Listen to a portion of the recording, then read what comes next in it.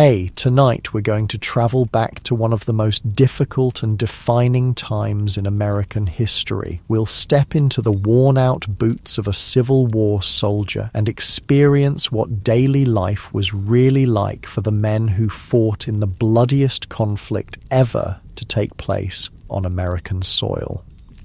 If you're enjoying these stories, I'd really appreciate a like or subscribe. I'm curious where you're listening from, so drop a comment with your location and what time it is there. Now, find a cozy spot, take a slow, deep breath and let your body sink into comfort as we journey back in time together. Congratulations, you've just woken up in 1862. The soft morning light filters through a canvas tent that smells of musty earth and wood smoke. Your joints ache from sleeping on the hard ground, and the thin wool blanket that covered you during the night is damp with dew. The good news is you're alive for another day. The bad news is you've got another long march ahead, with your regiment heading toward a rumoured battle that everyone's been talking about for days. You're just 19 years old and about 6 months into your service with the Union Army. Last year, when President Lincoln called for volunteers to serve for 90 days, it had seemed like an adventure, a brief and glorious opportunity to serve your country before returning home a hero. But the 90 days came and went, and the war dragged on. Now you're committed to 3 years of service, and the romantic notions you once had about war have long since faded away. Your mouth is dry and your stomach rumbles. Reaching under your bedroll, you pull out a small tin cup and a canteen. The water inside the canteen sloshes, about half full. You take a small, careful sip, just enough to wet your mouth. Who knows when you'll be able to refill it? Water's precious on a march, and you've already seen men drop from heat exhaustion when their canteens ran dry.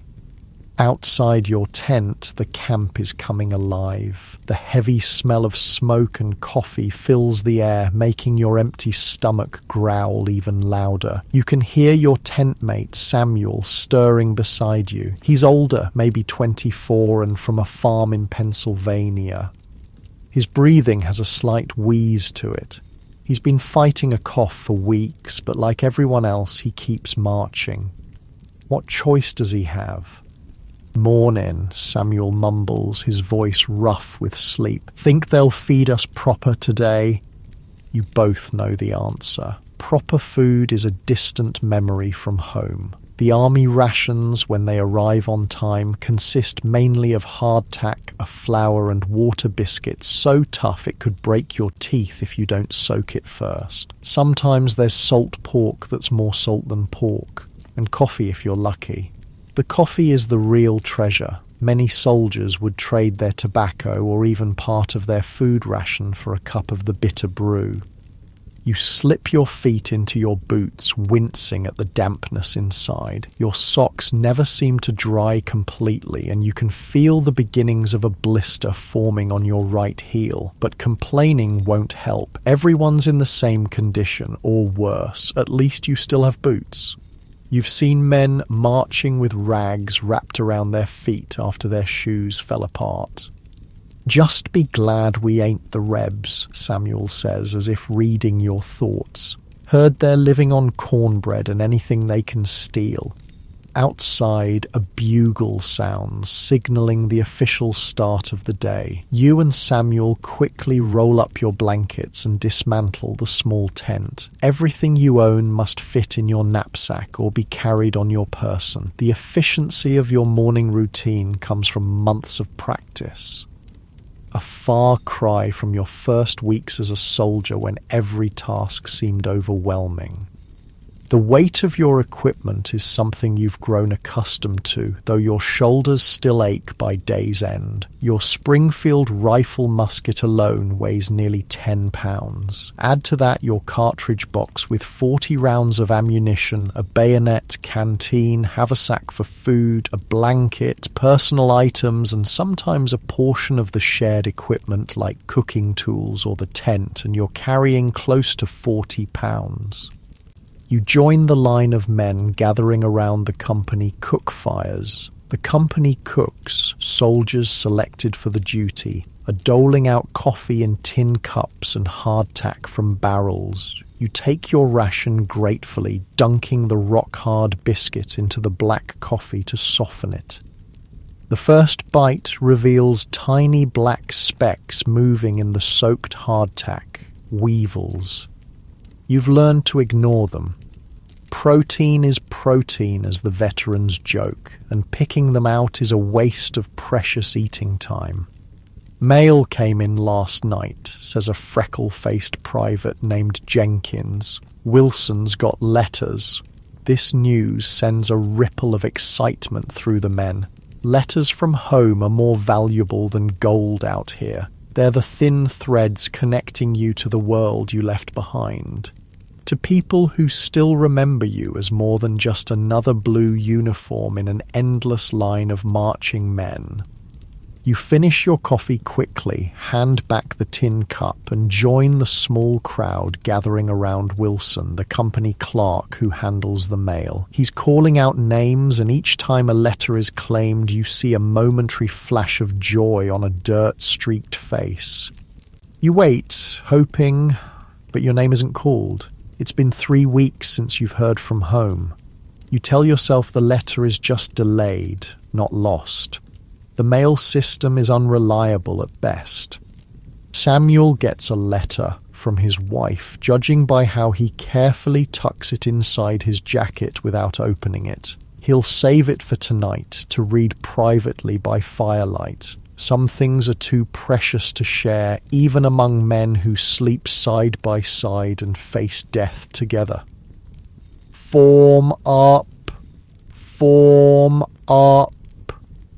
The sergeant's voice cuts through the morning chatter. We move out in 10 minutes. The camp erupts into organized chaos as hundreds of men gather their belongings and form into companies. Your company, Company K, consists of about 80 men, down from the 100 who started when you enlisted. Disease has claimed more than combat so far, with measles, dysentery, and typhoid fever sweeping through the camps with ruthless efficiency. You take your place in line, standing shoulder to shoulder with men you now know better than your own brothers. There's Jenkins with his freckles and endless supply of jokes.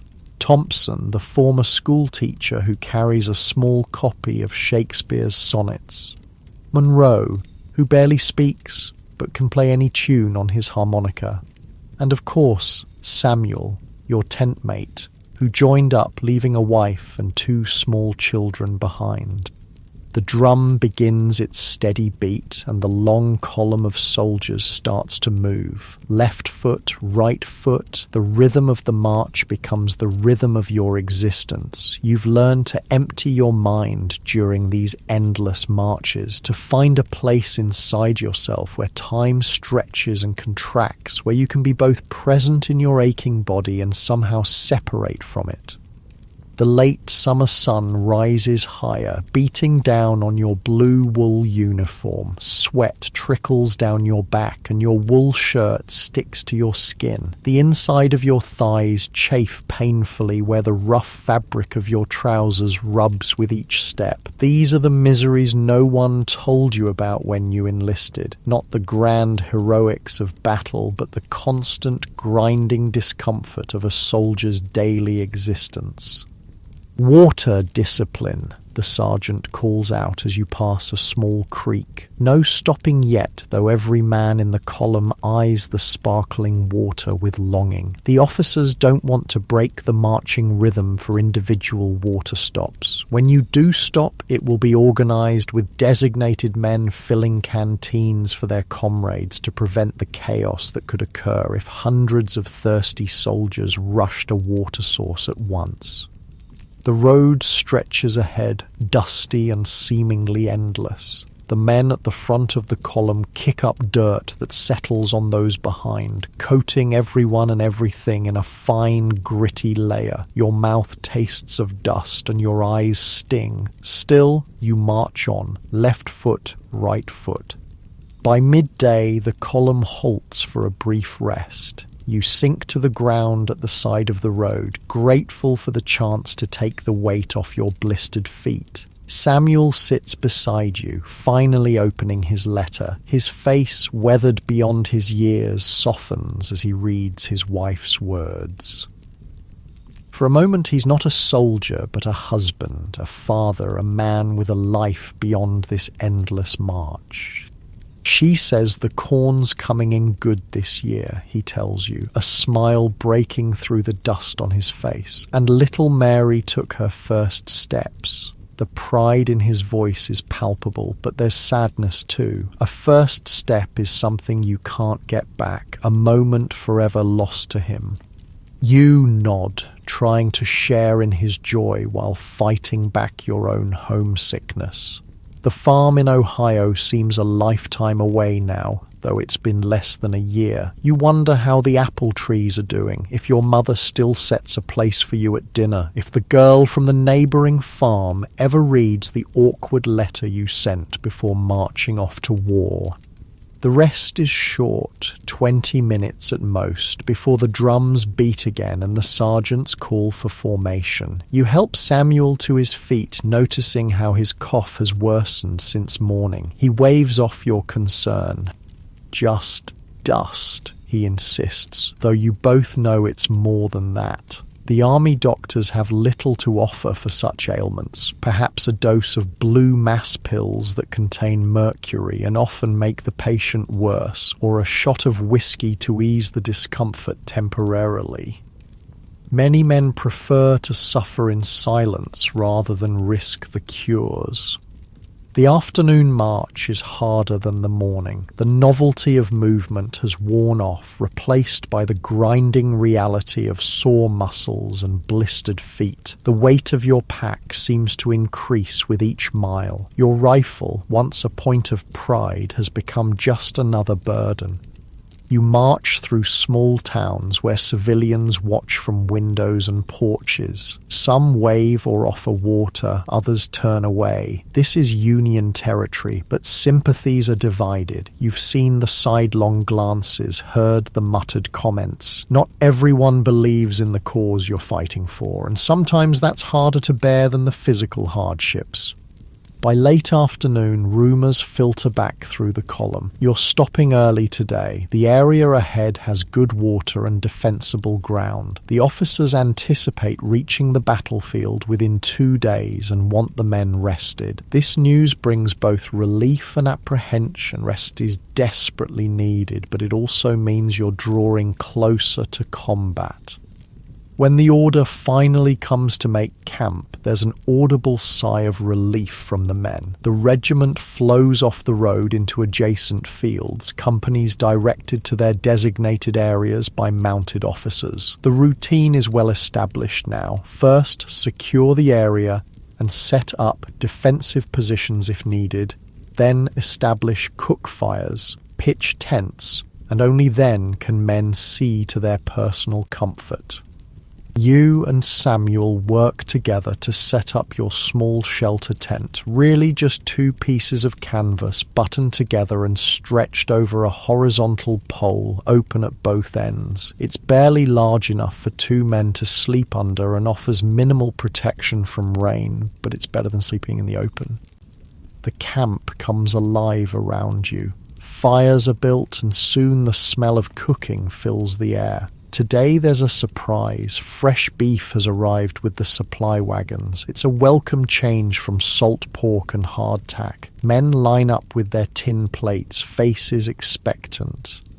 The portion you receive is small, tough, and badly cooked, but it's still the best meal you've had in weeks.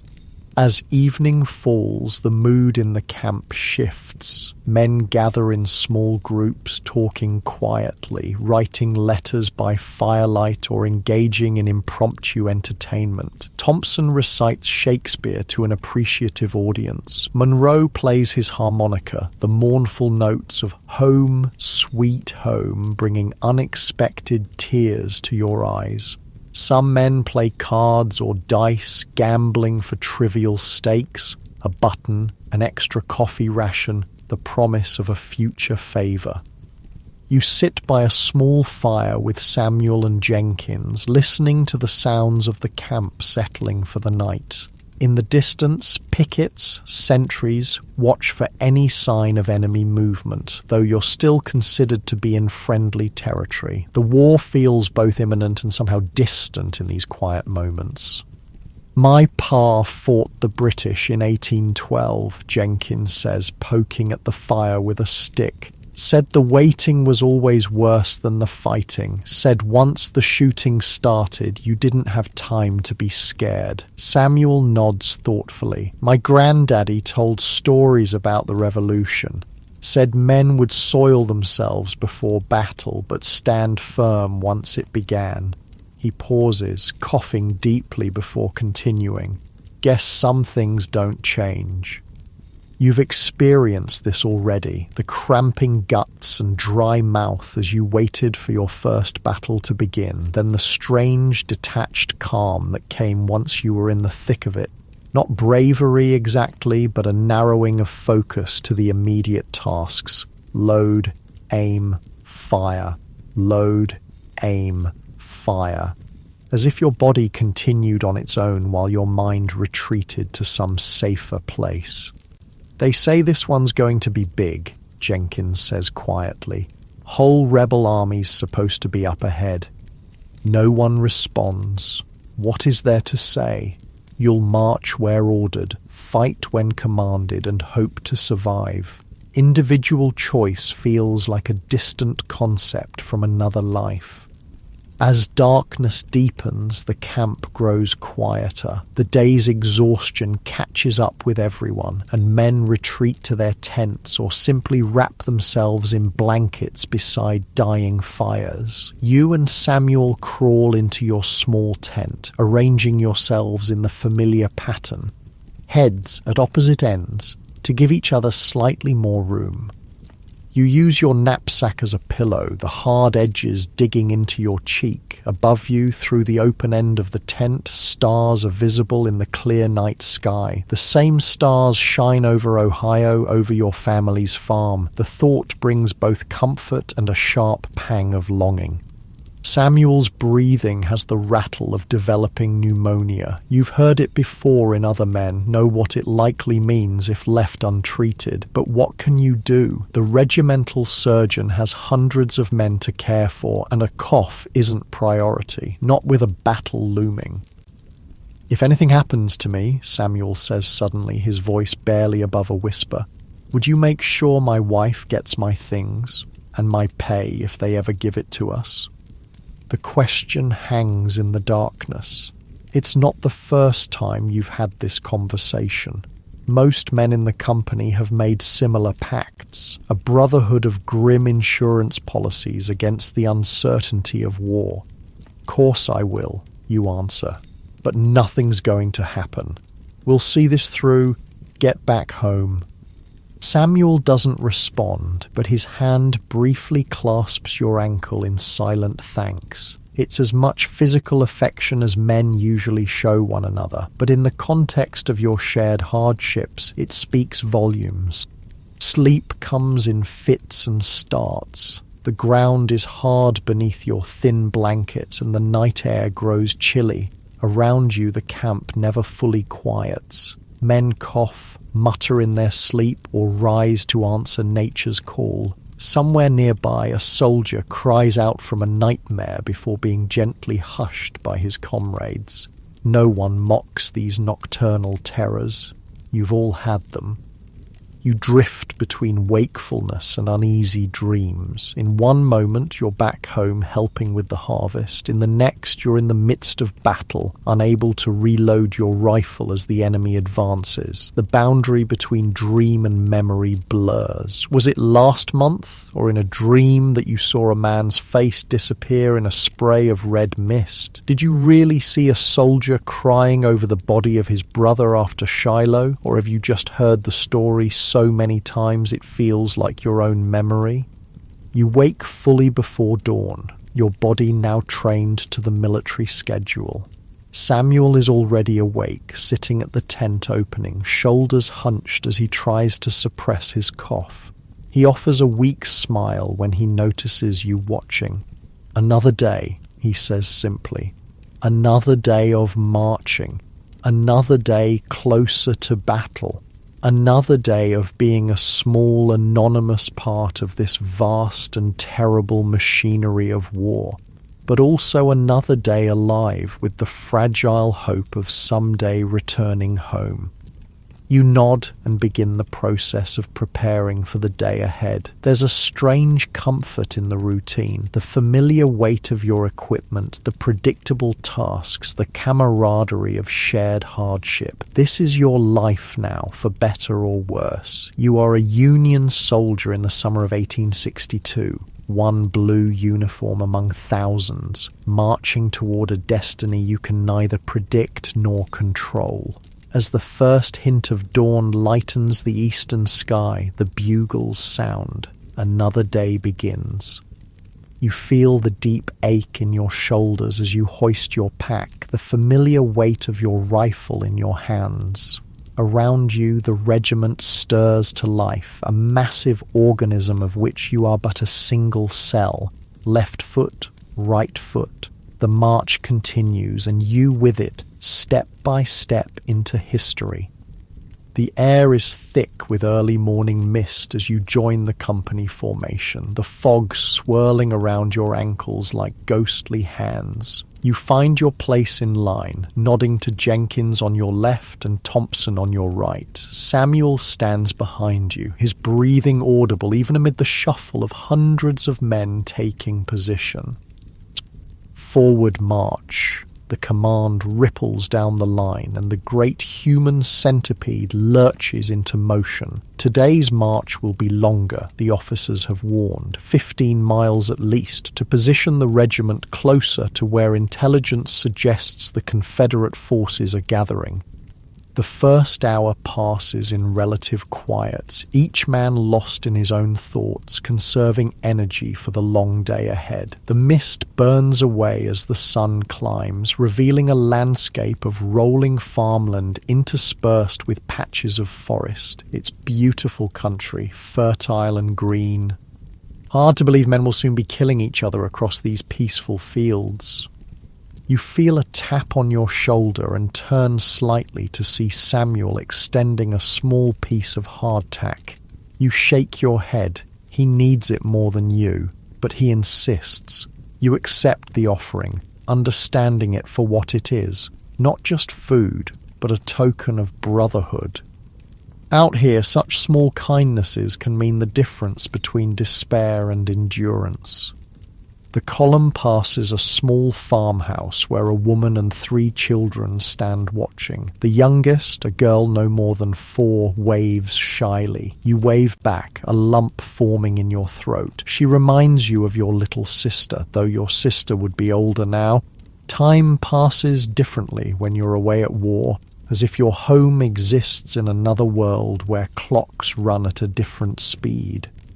By midday, the temperature has risen dramatically. The wool uniform that offered welcome warmth at dawn now feels like an instrument of torture, trapping heat against your skin. Sweat pours down your face, stinging your eyes and soaking your collar. Your canteen is half empty already, and water is becoming a constant preoccupation.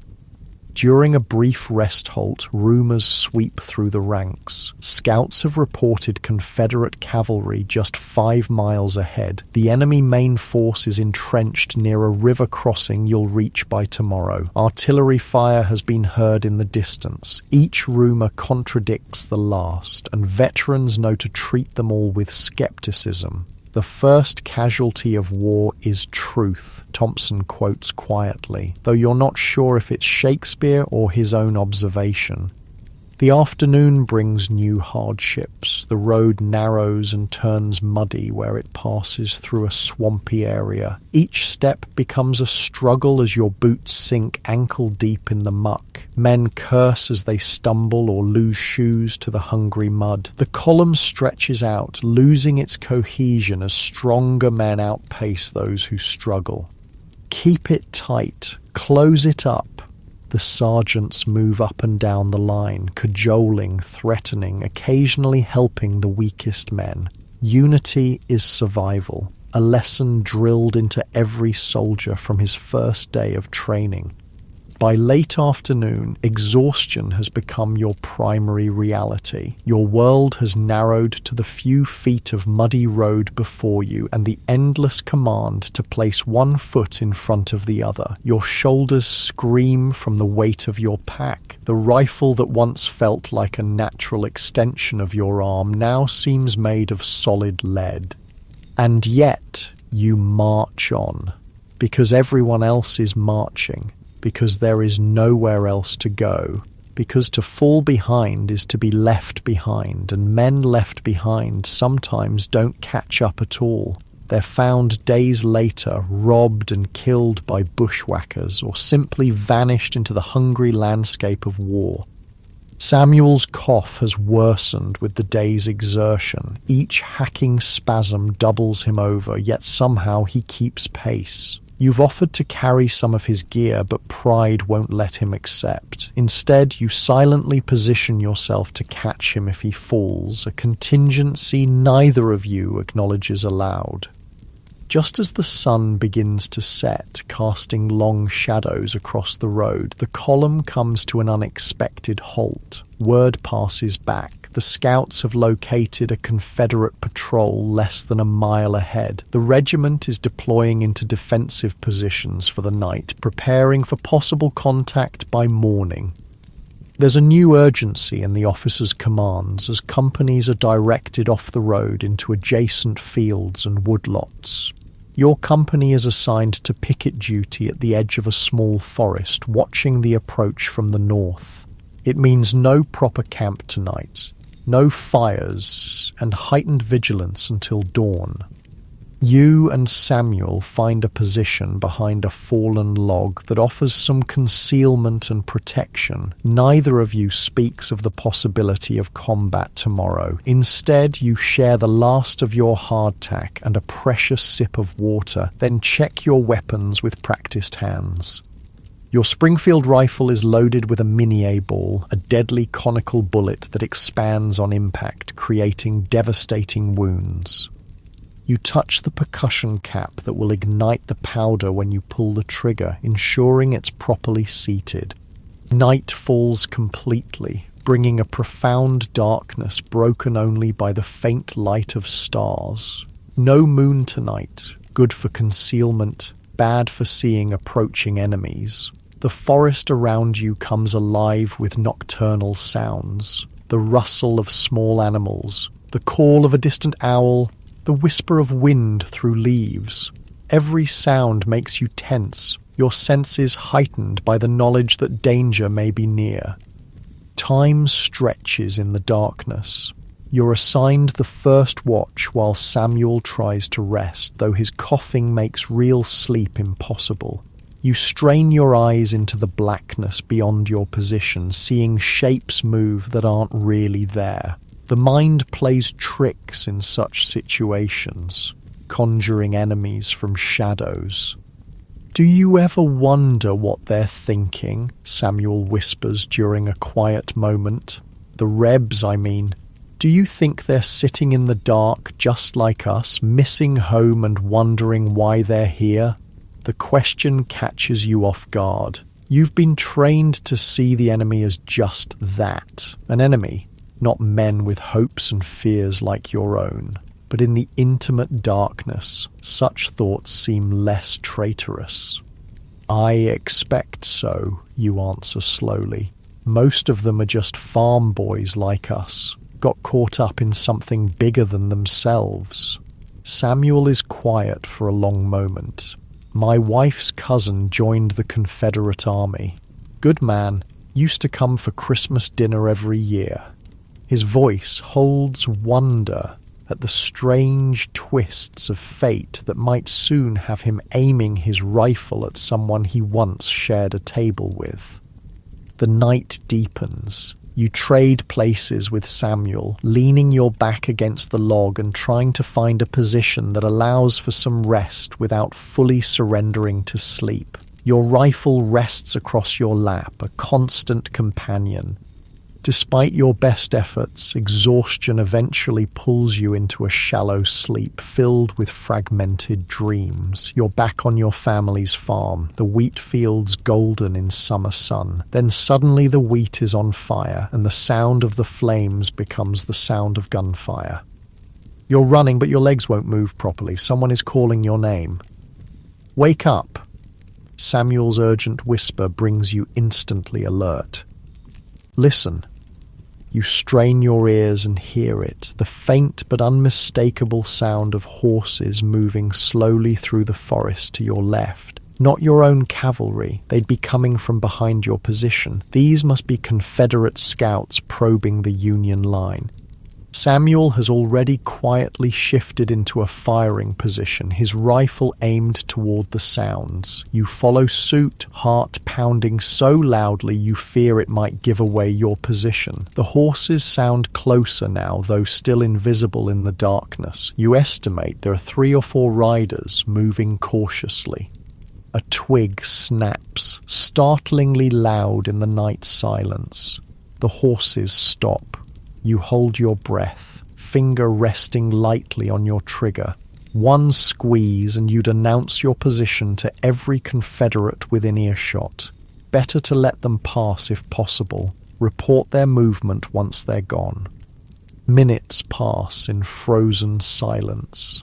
Then slowly, the sound of hoofbeats resumes, this time moving away from your position. They've chosen a different path. Perhaps sensing the danger without seeing it. You and Samuel exchange a glance of relief in the darkness. By the time dawn begins to lighten the eastern sky, you're fully awake again, every muscle tense with anticipation. The company officer moves quietly along the line of pickets, gathering reports of nighttime observations. You tell him about the Confederate horsemen, and he nods grimly. They're out there all right, he confirms. Main force about 2 miles north. Will likely make contact today.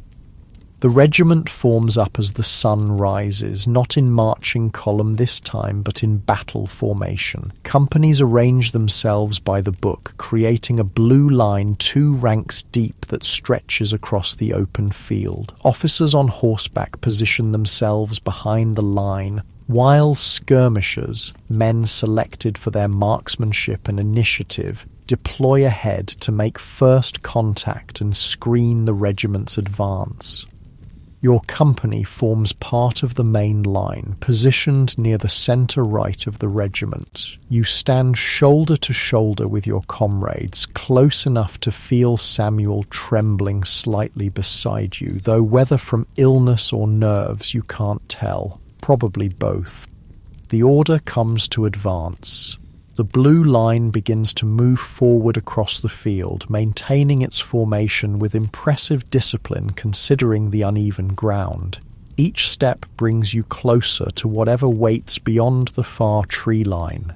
Your mouth is dry, your palms sweaty around the rifle stock. The familiar symptoms of pre-battle fear wash through you, the churning stomach, the need to urinate, the heightened awareness that makes colours seem brighter and sounds sharper. You're not the same frightened boy who faced his first battle months ago. Experience has taught you that fear can be managed, can even sharpen your reactions when the shooting starts. But the fear never goes away completely, not for anyone. The veterans just hide it better. 500 yards from the tree line, the first shot rings out, a Confederate picket firing at the Union skirmishers. Then another shot and another. The skirmishers return fire, small puffs of smoke marking their positions ahead of the main line. The scattered exchange of fire quickly intensifies as more Confederate troops reveal their positions along the edge of the forest. "Steady, boys," the captain calls from behind your company. "Keep moving forward." The regiment advances at a measured pace despite the increasing fire. Men fall here and there as Confederate bullets find their marks, but the line closes around these gaps and continues forward. 400 yards, 300. The fire intensifies. "Company, halt!" The command rings out and the blue line comes to a stop. "Ready?" You raise your rifle to the ready position, your movements automatic after countless drills. "Aim!" You bring the rifle to your shoulder, sighting along the barrel toward the smoke-shrouded tree line where muzzle flashes reveal enemy positions. Fire! The regiment's first volley crashes out in a thunderous roar, hundreds of rifles firing almost as one. The recoil punches into your shoulder and acrid smoke envelops the line. Through the haze, you can see your bullets striking the trees and ground around the Confederate positions, with some finding human targets. Rebel soldiers fall, but others continue firing. Load!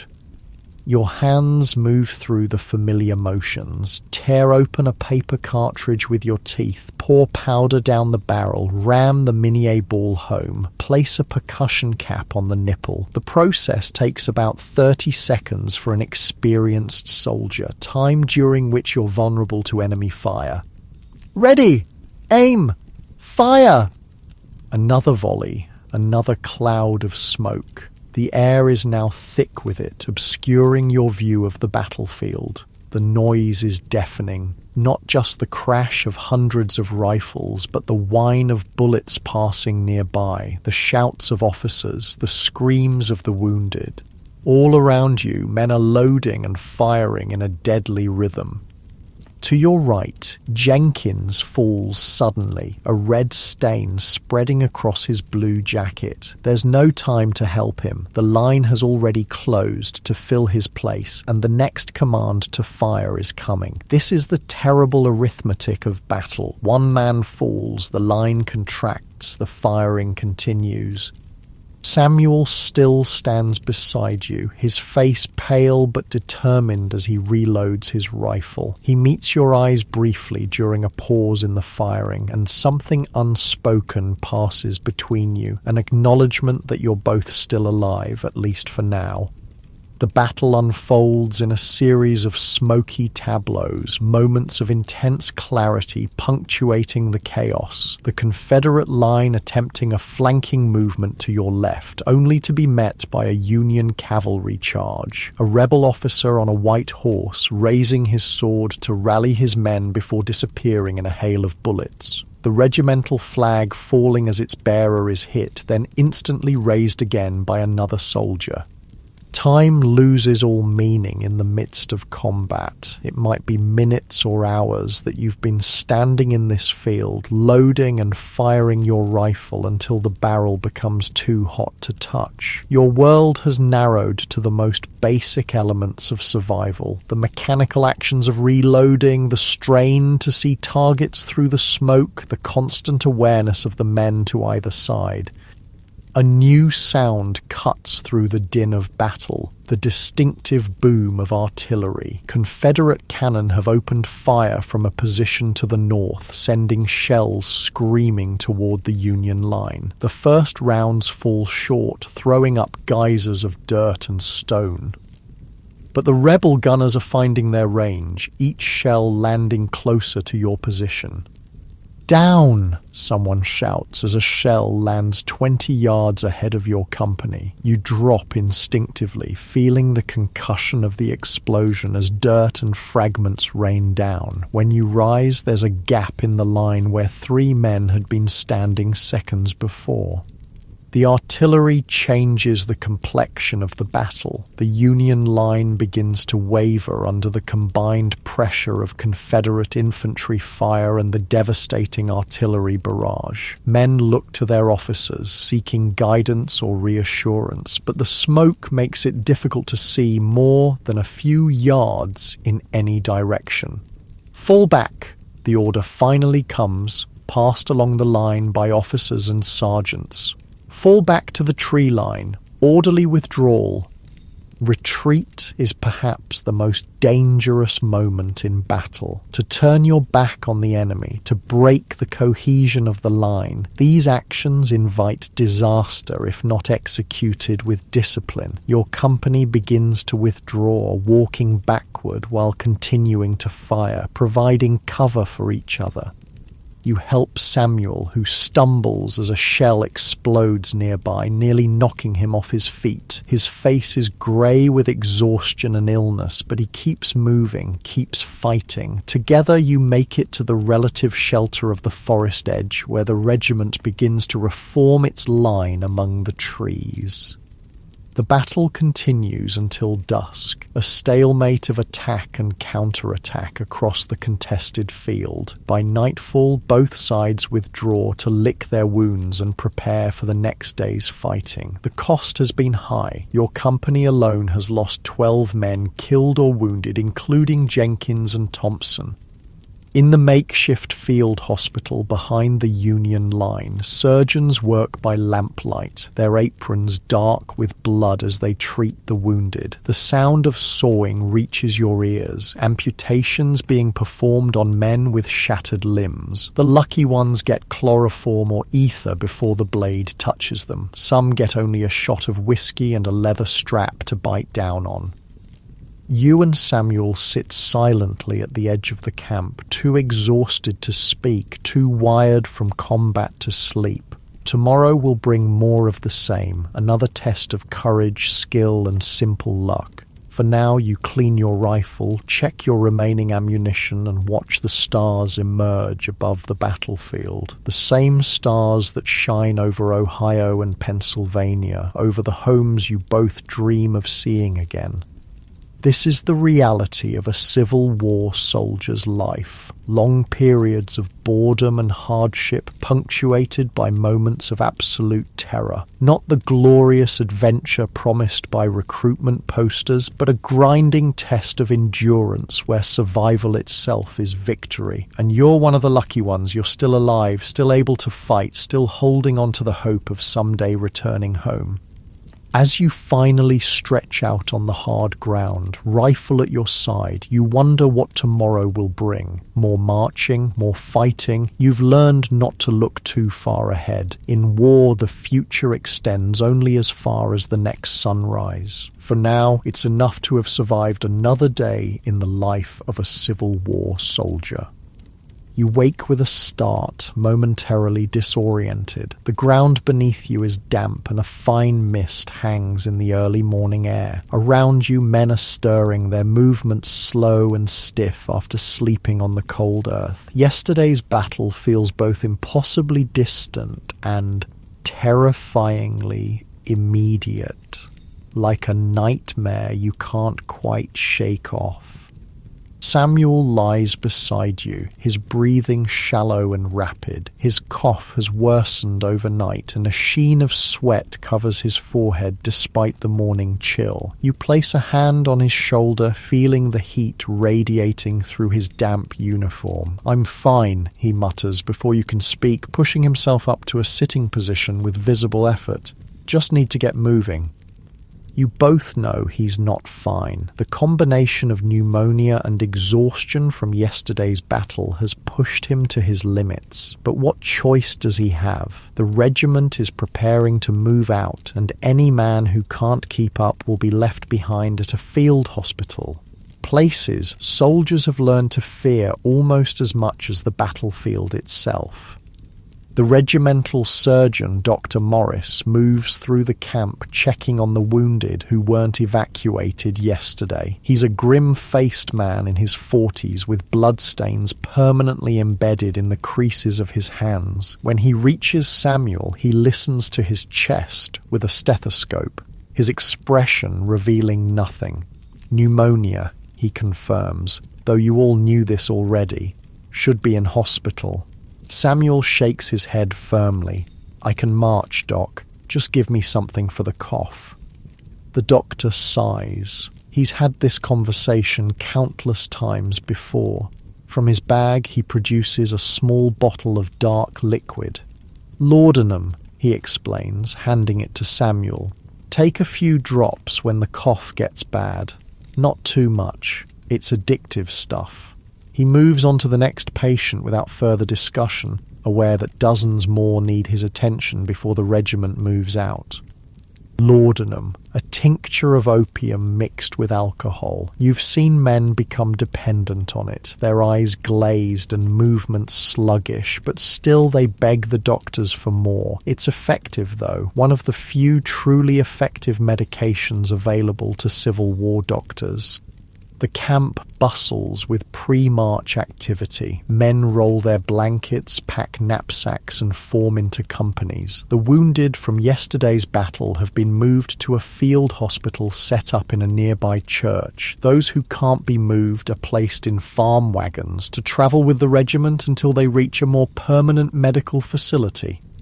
Today's objective is unclear. Rumours contradict each other as usual. Some say you're marching to join a larger force preparing for a major offensive. Others insist you're withdrawing to more defensible positions. The enlisted men rarely know the big picture. Your world has shrunk to the immediate concerns of your company and regiment. Breakfast is coffee and hardtack again. The biscuit's so hard you need to soak it in your coffee to make it edible. The coffee itself is a precious commodity. Many men would rather go without food than miss their morning cup. It's one of the small comforts that makes the hardships bearable.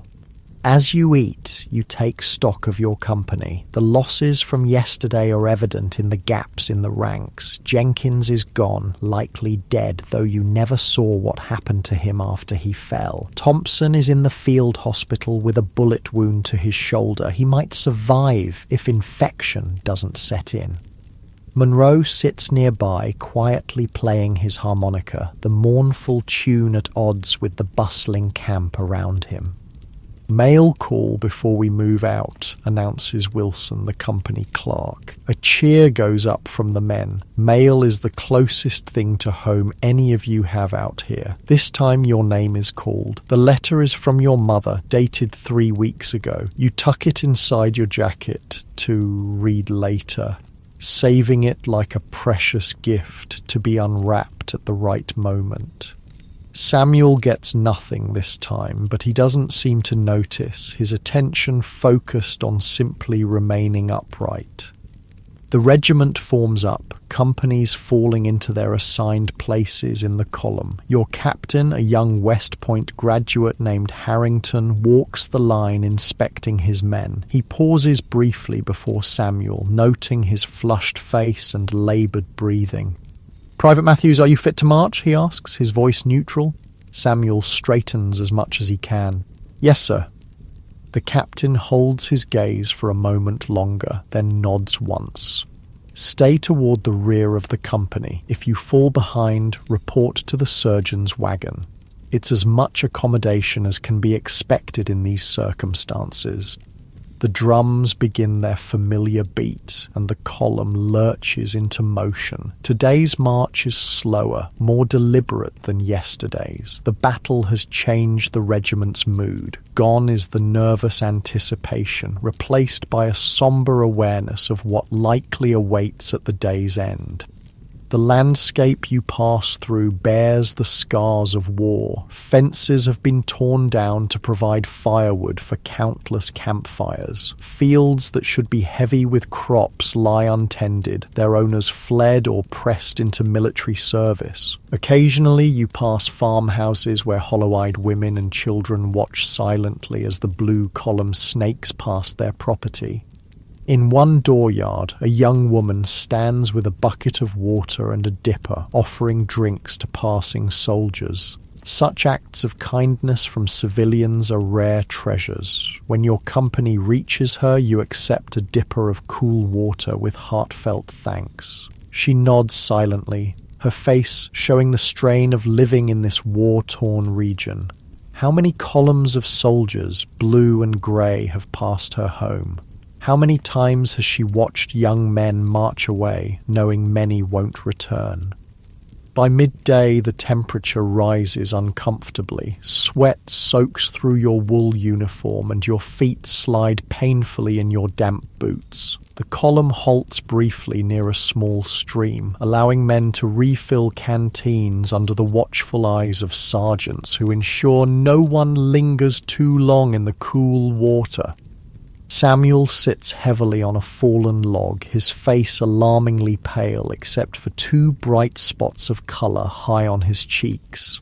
He takes a small sip from the laudanum bottle, grimacing at the bitter taste. The medicine will ease his cough and provide some relief from the discomfort, but it can't cure the infection spreading through his lungs. "You should see the doctor," you say quietly, sitting beside him. "Get on one of the wagons." He shakes his head stubbornly. "Those wagons are for the wounded. I'll keep up." You don't argue further. There's a peculiar pride among soldiers, an unwillingness to admit weakness or seek special treatment when others are suffering worse. Besides, you've both seen the field hospitals, the rows of men lying on blood-stained straw as overworked surgeons move from one to the next, their aprons crusted with blood and matter. The mortality rate in those places is frightening, not just from wounds, but from the diseases that spread like wildfire among the weakened patients. The drums call you back to formation, and the march continues. The afternoon stretches endlessly, the monotony broken only by occasional rumours passing up and down the line. Confederate forces are rumoured to be regrouping north of your position. Artillery fire has been heard in the distance. A Union victory has been reported in the Western Theatre. Each piece of news is received with the same weary skepticism.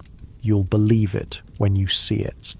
Samuel keeps pace, though each mile visibly costs him. The laudanum has taken the edge off his cough, but left him slightly disoriented, his eyes unfocused as he puts one foot mechanically in front of the other. You stay close, ready to catch him if he stumbles. By late afternoon, the column reaches its destination, a strategic crossroads where several regiments are gathering to form a larger force. Tents are already pitched in the surrounding fields, the encampment much larger than you're accustomed to. Campfires dot the landscape, and the smell of cooking food triggers a painful reminder of how little you've eaten today. Your company is assigned a position on the eastern edge of the encampment. As tents are pitched and fires built, rumours fly about the purpose of this gathering of forces. The most persistent is that a major engagement is planned for the day after tomorrow, a full-scale assault on Confederate positions 10 miles north. General McClellan himself is coming to take command, insists a corporal from another regiment. Going to be the decisive battle of the war. Veterans exchange knowing glances. They've heard such claims before. Every battle is going to be the decisive one until it isn't, and then the next battle takes on that mythical status. As darkness falls, you help Samuel to a fire where men from your company have gathered. Monroe plays his harmonica softly, a gentle counterpoint to the conversations around you. For a while, the talk is of home, harvests and holidays, sweethearts and siblings. These conversations are both comfort and torture, a reminder of all that waits beyond this world of mud and blood. "My oldest boy would be 12 now," says Reynolds, a weathered farmer from western Pennsylvania, old enough to help with the ploughing. Wife says in her letters that he's doing a man's work on the farm. Pride and sadness mingle in his voice, pride in his son's strength, sadness at missing these years of his childhood. "My girl's getting married this summer," adds Miller, a shoe cobbler before the war, "to her second choice since I was her first." The men laugh, but there's a bitterness beneath the humour. How many engagements have been broken by this long separation? How many soldiers will return home to find their places taken by those who didn't march away?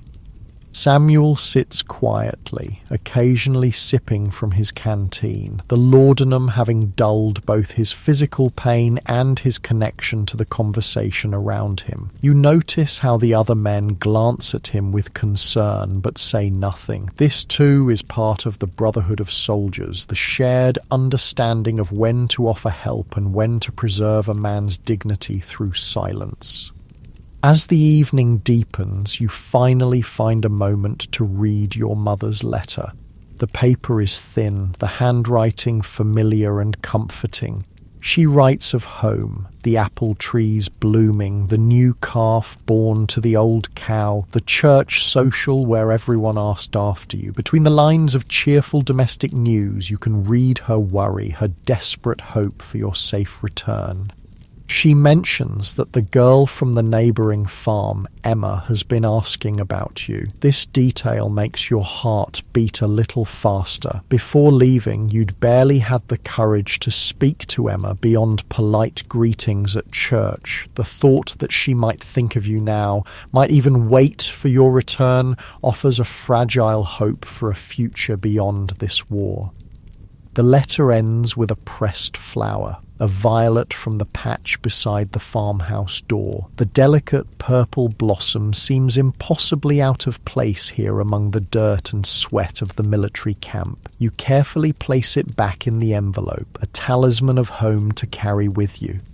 Night brings a cooler temperature and the relative luxury of a properly established camp. Tents are pitched in orderly rows, latrines dug at the appropriate distance, and guards posted at regular intervals. After weeks of hasty overnight stops during marches, this feels almost civilized. You and Samuel prepare for sleep, arranging your bedrolls inside the small tent. His condition has worsened throughout the evening, his breathing becoming more laboured, his skin hot to the touch. The laudanum bottle is nearly empty now. You need to see the doctor in the morning, you insist, no longer willing to respect his stubborn pride. This isn't getting better on its own.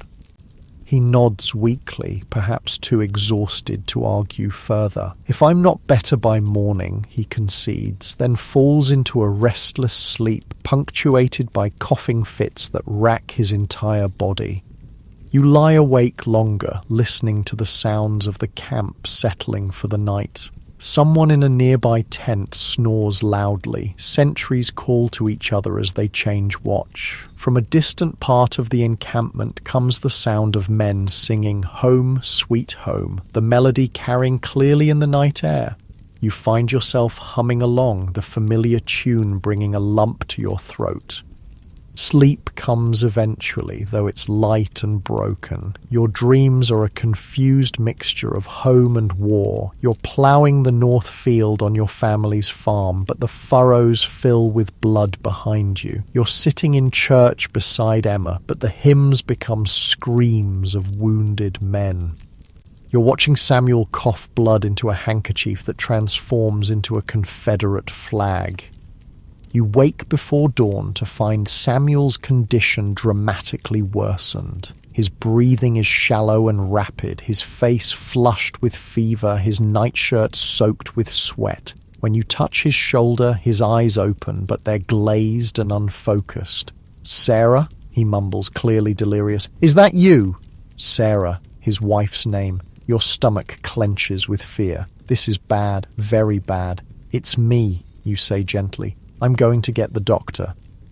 You hurry through the pre-dawn darkness to the surgeon's tent, praying that Dr. Morris hasn't been called elsewhere. To your relief, he's there, already awake and preparing his instruments for the day ahead. When you explain Samuel's condition, he nods grimly and follows you back to your tent.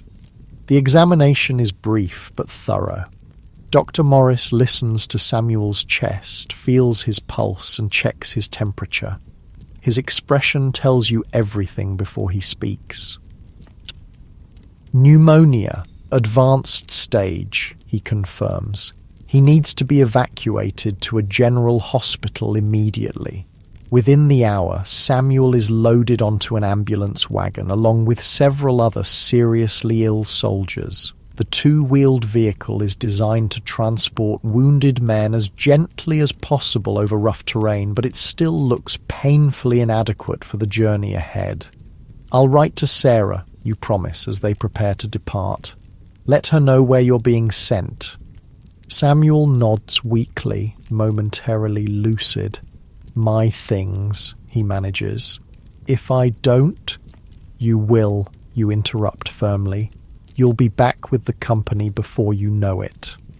Both of you understand this for the well-intentioned lie it is. Pneumonia kills more soldiers than bullets do, and Samuel's case is severe. The ambulance wagon pulls away, joining a small convoy headed for the nearest large town where a proper hospital has been established. You watch until it disappears from view, wondering if you'll ever see your friend again. There's little time to dwell on Samuel's departure. The regiment is preparing for a reconnaissance mission, and your company is selected to participate. After a hasty breakfast, you form up with 30 other men under the command of Lieutenant Parker, a nervous young officer recently promoted from the ranks. The mission is straightforward but dangerous. Advance 3 miles toward the reported Confederate positions, observe their strength and disposition, and return with the information. No engagement unless absolutely necessary. Speed and stealth are essential. Your company moves out in skirmish formation, each man about 5 yards from the next, creating a wide but thin line that can respond quickly to enemy contact. The morning mist provides some concealment as you advance through woods and across small clearings, every sense alert for signs of Confederate pickets or patrols. The absence of Samuel beside you feels like a physical wound. You've grown so accustomed to his presence, his quiet strength, his dry observations, his steadfast reliability, that operating without him leaves you off balance. The new man assigned to your position in the skirmish line, a fresh-faced recruit named Davis who can't be more than 17, seems painfully young and inexperienced by comparison. "Stay close to me," you tell him quietly as you move through a patch of dense undergrowth. "Watch what I do." He nods gratefully, clutching his rifle with white-knuckled hands. You remember being that terrified once, though it seems a lifetime ago now. War ages a man quickly, those who survive anyway. The skirmish line advances cautiously for nearly 2 hours, encountering no resistance. Lieutenant Parker begins to grow confident, perhaps too confident. He pushes the line forward at a faster pace, eager to reach a ridge that should provide a good vantage point of the valley beyond where Confederate forces are rumored to be concentrating. You feel increasingly uneasy as you approach the ridge. It's too quiet, the woods too still, even the birds have fallen silent. Beside you, young Davis senses it too, his movements becoming hesitant. "Lieutenant," you call softly, trying to catch Parker's attention. Something's not right. But the warning comes too late. As the first men in the skirmish line reach the crest of the ridge, a volley of rifle fire erupts from concealed positions ahead. 3 Union soldiers fall immediately, and the rest dive for whatever cover they can find. "Fall back!" Parker shouts, his earlier confidence evaporated. "Fall back to the tree line!" You grab Davis's collar, pulling him down behind a fallen log as Confederate bullets whine overhead. "Stay low," you instruct, your voice steady despite the hammering of your heart. "When I say move, run for those rocks 20 yards back. Don't stop, don't look back. Ready?" The boy nods, his face pale with fear but determined. You count to 3, then shout, "Move!" and both of you sprint for the rocks as covering fire from your comrades keeps the Confederate rifles momentarily at bay. The retreat is chaotic but effective. Lieutenant Parker may lack experience, but he manages to extract his men from the ambush without losing anyone beyond the initial casualties. Within 30 minutes, what remains of your company is regrouped in a defensive position a half-mile from the ridge, tending to the wounded and catching your breath. 3 dead, 5 wounded, a costly reconnaissance. Yet the mission has achieved its purpose. You've confirmed the presence of Confederate forces on the ridge, information that will be valuable to the regimental commanders planning the larger engagement to come. As stretcher bearers arrive to evacuate the wounded, you find yourself assigned to help carry a man with a bullet wound to his thigh. The work is grueling, the stretcher is heavy, the ground uneven, and the wounded man groans with every jolt despite your best efforts to move smoothly. By the time you reach the field hospital, your shoulders and arms burn with exhaustion. The hospital itself is a disturbing scene of organized chaos. Tents have been set up in a clearing, with operating tables positioned under the largest one. Surgeons in blood-spattered aprons move from patient to patient, making quick assessments. Those who can wait, those who need immediate attention, those beyond help. You've delivered your wounded comrade and are about to leave when a harried-looking nurse intercepts you. "You're with the 118th, aren't you?" she asks, wiping bloody hands on her already stained apron. "There's a man asking for you, or someone from your company." Your heart leaps with an impossible hope. Could Samuel have somehow ended up here instead of the General Hospital? But the nurse leads you to a different tent where wounded men lie on straw pallets laid directly on the ground. The man she points to is Thompson, the schoolteacher from your company who was wounded in yesterday's battle. His face lights with recognition when he sees you. The bullet wound to his shoulder has been treated, but infection has clearly set in. His skin has the waxy pallor that you've learned to recognize as a dangerous sign. "Thought I might not see a familiar face before." He doesn't finish the sentence, but he doesn't need to. You both know what the infection means if it continues to spread.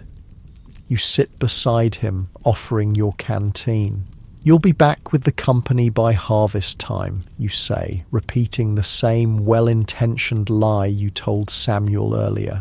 "Giving us Shakespeare lessons around the campfire." Thompson smiles weakly. "Poor players that strut and fret their hour upon the stage," he quotes softly, "and then are heard no more." You stay with him until he drifts into a fitful sleep, then make your way back to the company's position. The reconnaissance mission has exhausted you physically, and the visits to the hospital, first with the wounded man, then with Thompson, have drained you emotionally. All you want is food and rest, but there's no guarantee of either.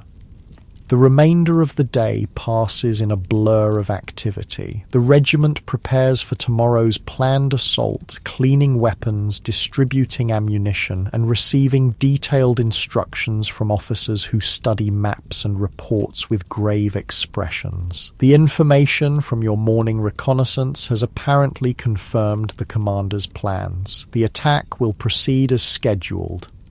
As night falls, you find yourself sitting alone by a small fire, the absence of Samuel more acute than ever. Around you, other men engage in the usual pre-battle rituals. Some write letters home, just in case. Others clean their weapons obsessively, as if the perfect functioning of their rifle might be the difference between life and death tomorrow. A few pray quietly, fingering rosary beads or well-worn Bibles. Young Davis approaches hesitantly, hovering at the edge of the firelight until you notice him and gesture for him to sit. He's been assigned as your new tent mate, stepping into the space left by Samuel's departure. "Do you think it'll be bad tomorrow?" he asks, his voice barely above a whisper. "The fighting, I mean." You consider how to answer. The boy deserves honesty, but not cruelty. "It won't be easy," you say finally, "but stay close to the veterans, do what they do, and you'll have a better chance." He nods, absorbing this. Then, after a moment, "I've never killed anyone before." The simple statement hangs in the air between you. You remember your own first battle, the strange disconnect between training to kill and actually doing it. The way time seemed to slow when you saw through your rifle's sights a Confederate soldier no older than yourself. His face visible for just an instant before you pulled the trigger. "When it happens," you say carefully, "you won't have time to think about it. You'll just act. The thinking comes later." Davis seems to accept this, though his expression remains troubled. He's at the beginning of a journey you're already well into, the transformation from civilian to soldier, with all the moral complexity that entails. As the camp quiets for the night, you lie in your tent listening to Davis's even breathing. He's fallen asleep with the exhaustion of youth, despite the danger that awaits tomorrow. You envy him that ability, even as you worry for his survival. Your own thoughts are too turbulent for easy sleep. You think of Samuel, hopefully receiving proper care in a general hospital, though the conditions in those places are often little better than the field hospitals. You think of Thompson, fighting infection that might well claim his life before the week is out. You think of Jenkins and the others who fell in yesterday's battle, their bodies already buried in hasty graves marked with wooden boards if they're lucky, unmarked if they're not. And you think of home, the farm in Ohio, your parents and siblings, the possibility of Emma waiting. It seems impossibly distant now, a dream from another life. Tomorrow's battle could end your chance of ever seeing it again, or it could be just another day in this seemingly endless war. One more test of endurance and luck to survive before the next challenge arises. Eventually, exhaustion overcomes even these racing thoughts and you slip into sleep. Your last conscious awareness is of clutching the letter from home, still in your pocket like a talisman against the dangers that tomorrow will bring. The dawn arrives with a thin, watery light filtering through a layer of fog that clings to the ground like a burial shroud. You wake instantly, your body trained by months of military routine to transition from sleep to full alertness without the luxury of gradual awakening. Beside you, Davis still sleeps, his young face relaxed and vulnerable in a way it never is during waking hours. Today is the day of the planned assault. The knowledge sits in your stomach like a lead weight, making the hardtack and coffee breakfast even less appetizing than usual. Around the camp, men prepare with quiet efficiency, checking weapons, securing equipment, exchanging few words. Veterans know that talking too much before battle only feeds the fear. Better to focus on tangible tasks and keep the mind occupied. You wake Davis with a gentle shake. "Time to get ready," you tell him, keeping your voice matter-of-fact to help calm his obvious nervousness.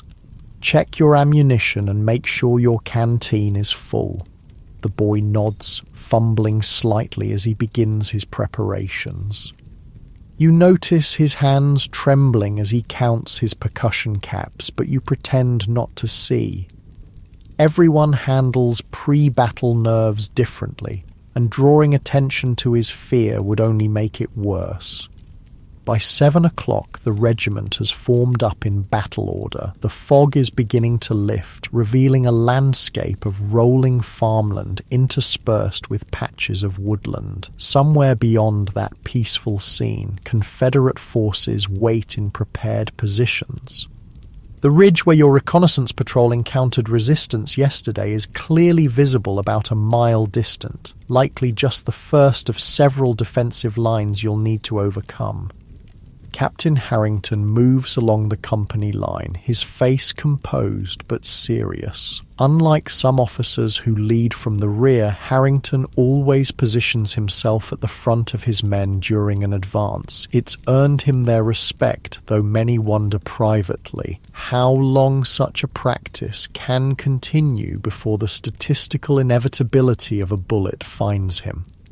"Men of Company K," he says, his voice carrying clearly in the morning stillness. "Today we advance against a determined enemy. Remember your training, stay in formation, support each other. The 118th has never failed in its duty, and we will not start today." It's a simple speech, free of the flowery patriotism that marked the early days of the war. 2 years of bloody conflict have stripped away such rhetoric, leaving only the essential truth. Your survival depends on the men beside you, and theirs on you. The regimental colonel rides up, accompanied by his staff. Unlike Harrington, Colonel Jennings is a political appointee with limited military experience, though he's learned quickly under fire. He confers briefly with the company commanders, then takes position at the head of the regiment. "Forward, march!"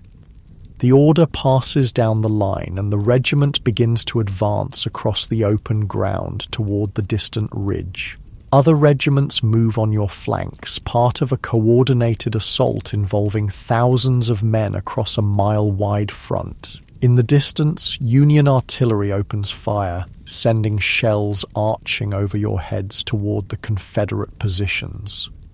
The initial advance is almost peaceful. If you could ignore the artillery fire and your destination, it might be just another march across pleasant countryside. Men step carefully through a wheat field, trying not to trample the nearly mature grain more than necessary. A farmer's livelihood, you think fleetingly, about to be destroyed by the machinery of war. Davis walks beside you, his steps matching yours, his young face set in an expression of forced calm. You notice he's positioned himself slightly behind you, using your body as a shield and guide. It's a natural instinct for new soldiers to align themselves with veterans this way. "Keep your eyes forward," you advise quietly. "Watch for the flash of rifle fire. When we get closer and they start shooting, aim for the smoke." He nods jerkily, his Adam's apple bobbing as he swallows hard. His rifle is gripped so tightly his knuckles show white, but at least he's moving forward, putting one foot in front of the other. Some new recruits freeze completely their first time under fire. The peaceful advance ends abruptly as you cross the halfway point to the ridge. Confederate artillery, previously focused on counter-battery fire against the Union guns, now turns its attention to the advancing infantry. The first shells fall short, exploding harmlessly several hundred yards ahead, but the Confederate gunners are finding their range quickly. "Close it up!" Captain Harrington shouts as men instinctively begin to spread out. "Maintain formation!" This is perhaps the hardest discipline of all, to continue advancing in an orderly line when every instinct screams to scatter, to seek cover, to make yourself a smaller target. But experience has proven that a disciplined formation is more effective both offensively and defensively than a disorganized mob. A shell explodes 50 yards to your right, sending dirt and shrapnel flying. Men scream, some falling, others staggering but continuing forward. The formation wavers but holds, closing ranks around the gaps where soldiers have fallen. Davis flinches violently at the explosion, nearly dropping his rifle. "Steady," you tell him, your own voice surprisingly calm despite the hammering of your heart. "Just keep moving." Another shell, closer this time. The concussion feels like a physical blow, momentarily deafening you. Something hot stings your cheek. A tiny fragment of shrapnel that draws blood but causes no serious damage. You wipe it away without breaking stride.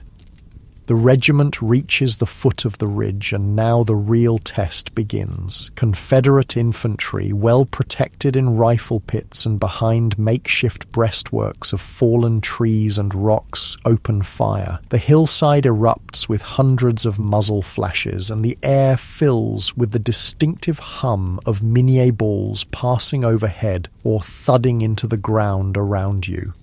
"Company, halt!" Harrington's voice cuts through the din. "First rank, kneel, ready."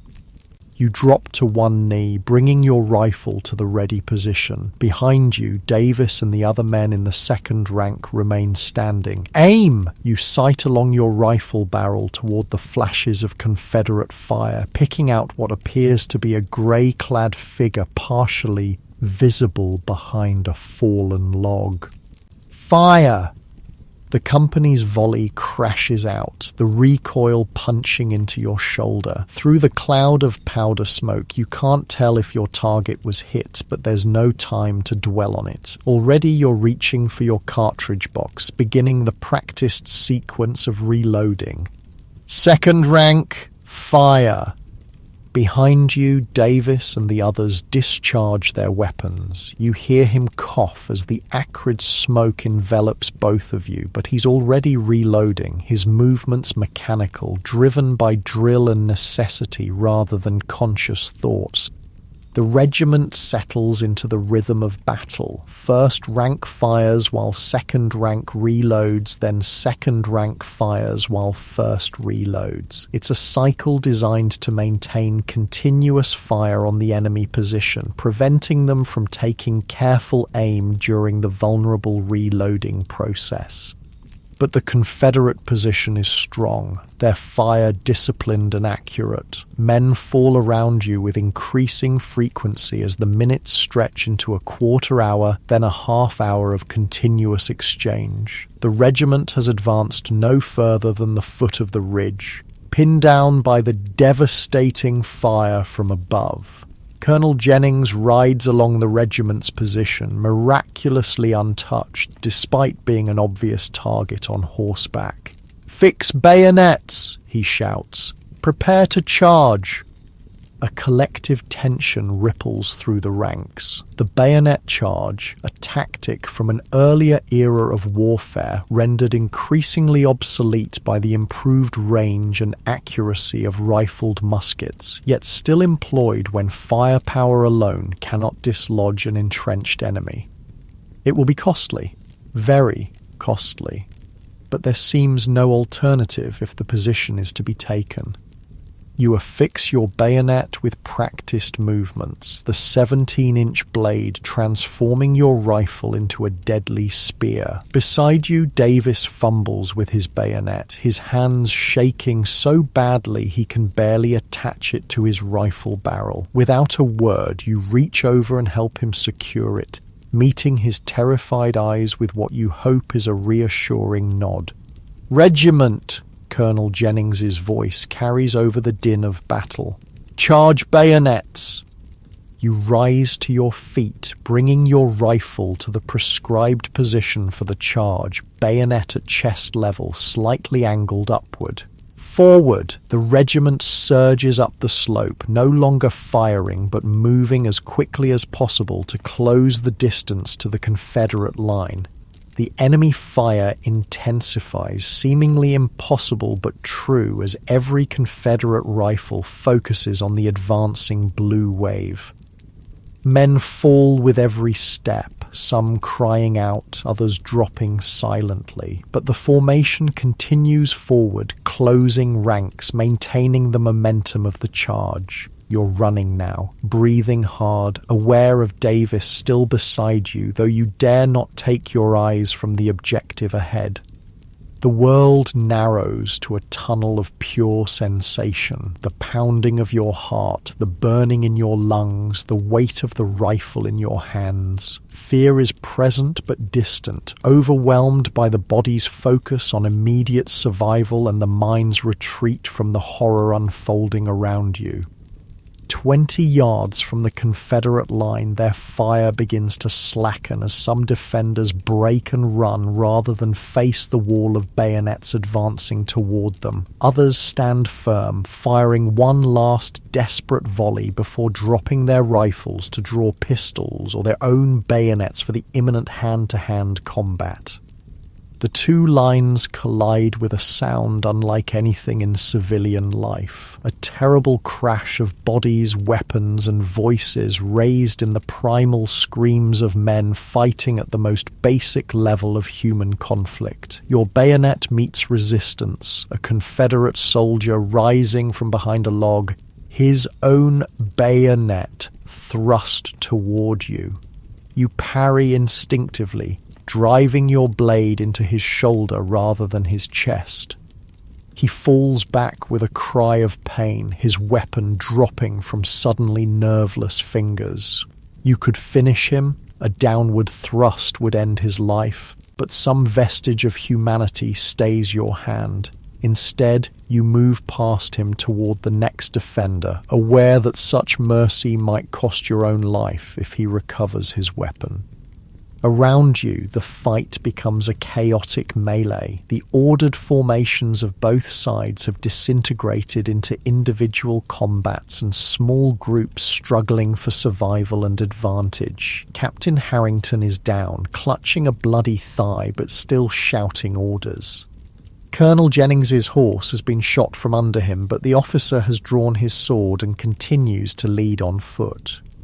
Davis is still with you, his bayonet bloodied, though his face shows the shock of someone who has killed for the first time and can't quite believe what he's done. There's no time to comfort or counsel him. Another Confederate soldier appears before you, this one aiming a revolver at your chest.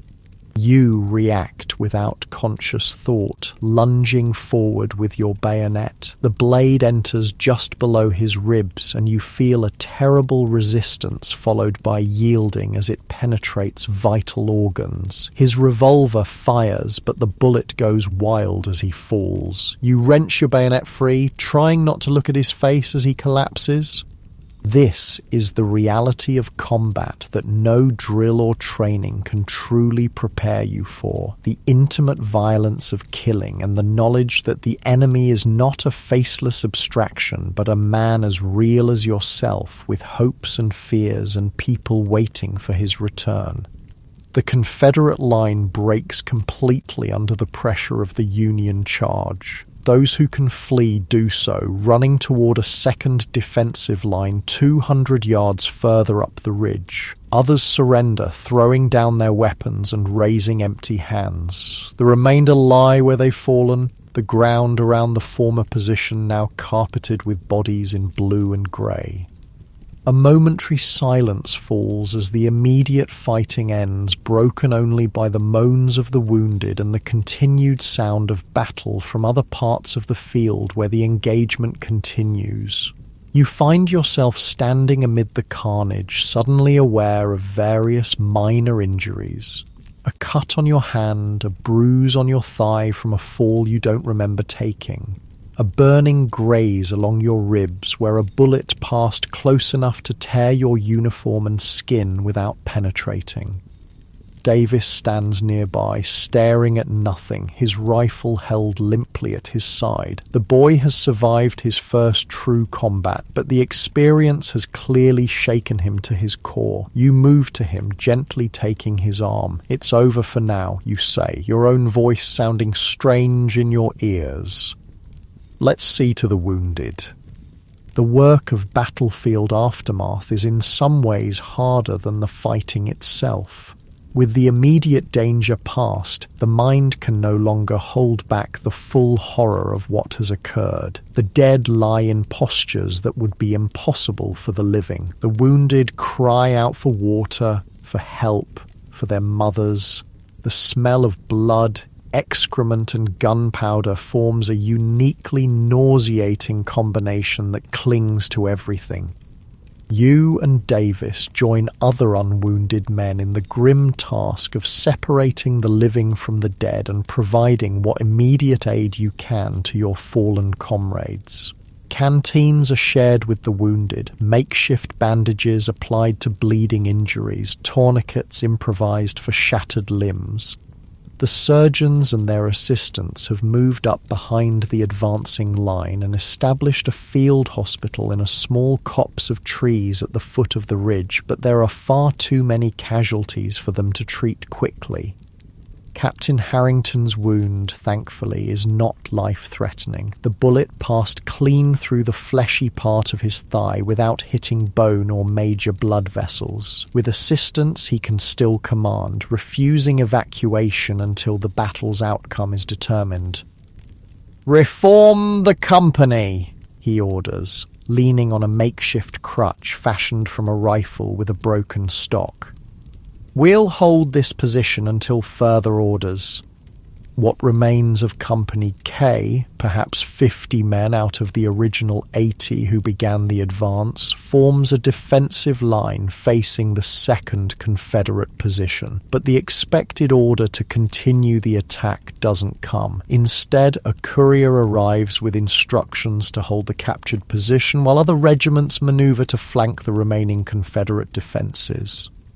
The respite from immediate combat allows you to take stock of the company's losses. Jenkins and Thompson, whom you'd visited in the field hospital, are gone, evacuated further rearward or perhaps already dead. Monroe survived physically unscathed but sits silently, his harmonica untouched in his pocket, staring at the blood on his hands.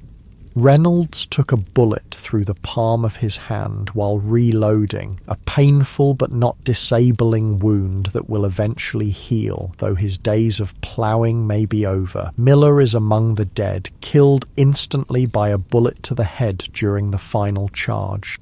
And Davis has survived, though the boy who walked beside you this morning seems to have aged years in the space of a few hours. He performs his duties mechanically, helping with the wounded, retrieving ammunition from the dead, reinforcing the defensive position. But his eyes have the 1,000-yard stare you've seen in other men after their first true taste of combat. As afternoon wears on, the sounds of battle continue to your left, where other Union regiments are engaged in flanking maneuvers against the Confederate position. Your own regiment remains in its defensive posture, exchanging occasional long-range fire with the 2nd Confederate line, but not advancing further. You find a moment to sit with your back against a tree, finally allowing yourself to feel the full extent of your exhaustion. Every muscle aches, your throat is raw from gunpowder and shouting, and the minor wounds you sustained sting with sweat and dirt. You drink sparingly from your canteen, knowing that water resupply is uncertain and many wounded men will need what's available. Davis sinks down beside you, his young face streaked with dirt, powder residue, and what might be tears, though he'd never admit it. For a long moment, neither of you speaks, the shared experience of survival, creating a bond that needs no words. Finally, he breaks the silence. "I killed 3 men," he says, his voice flat. "At least 3 that I'm sure of." You nod, understanding what lies beneath the simple statement, not pride or boasting, but a kind of bewildered recognition of having crossed a threshold from which there is no return. "Does it get easier?" he asks after another silence. You consider lying, offering the comfort of false hope, but he deserves better than that. "Not easier," you say carefully. "You just learn to carry it differently."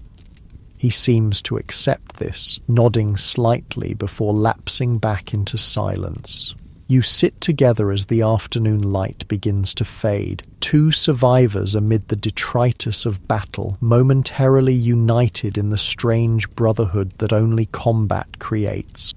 As evening approaches, orders finally arrive. The regiment will hold its position overnight, continuing the advance at dawn if necessary, but rumors suggest the Confederate forces are already withdrawing from their second line, recognizing that the Union flanking maneuver has made their position untenable. The night brings its own challenges. The wounded must be evacuated under cover of darkness, a process that continues for hours as stretcher bearers make countless trips between the battlefield and the field hospitals. The dead, those that can be reached safely, are collected for burial, their personal effects gathered for eventual return to their families.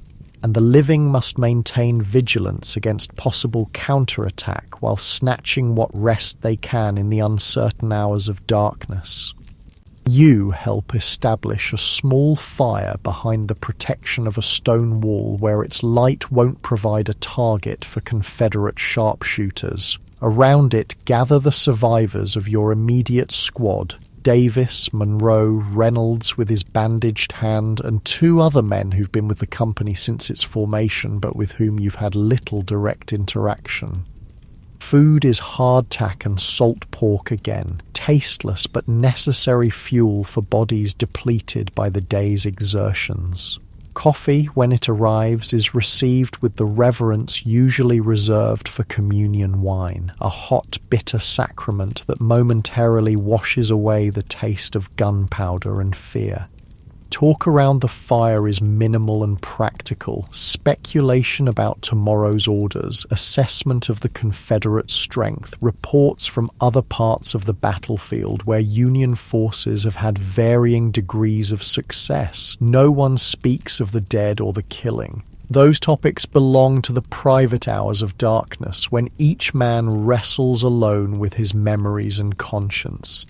As the fire burns down to embers, you prepare for sleep, spreading your blanket in a shallow depression that offers some protection from both the night chill and possible stray bullets.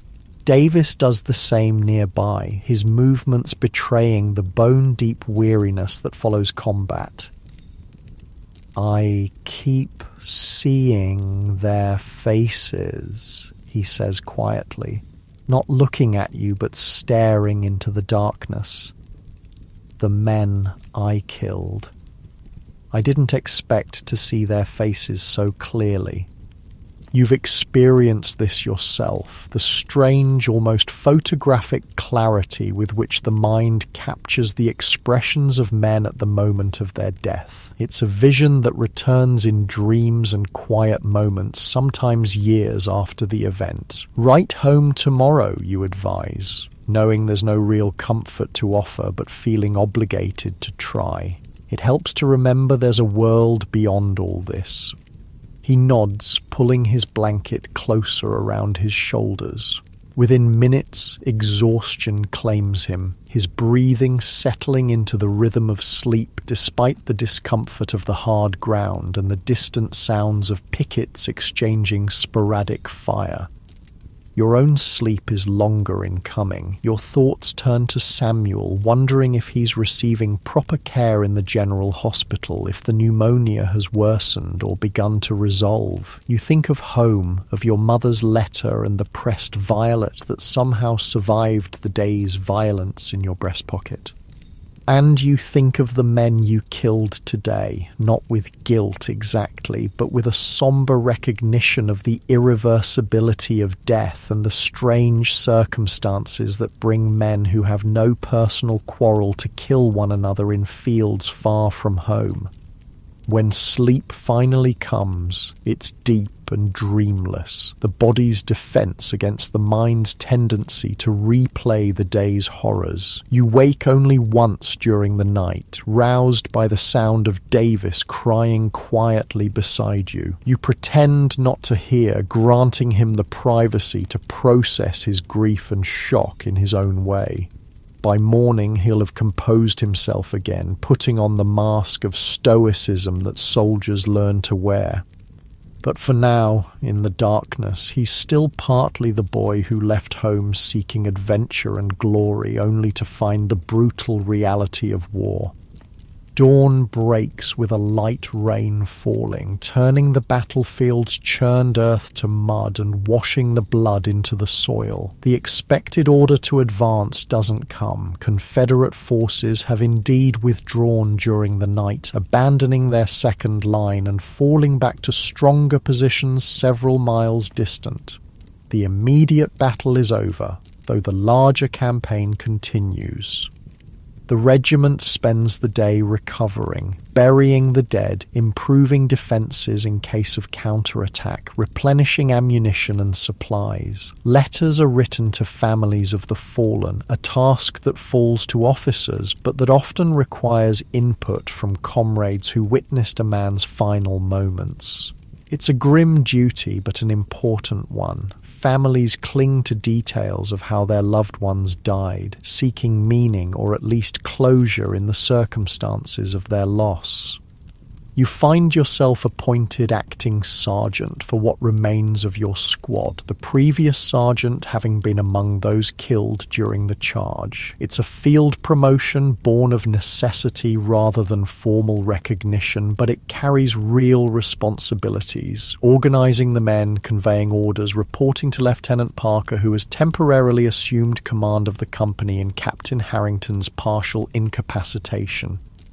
The new role keeps you busy throughout the day, leaving little time for reflection on yesterday's events. Perhaps that's a blessing.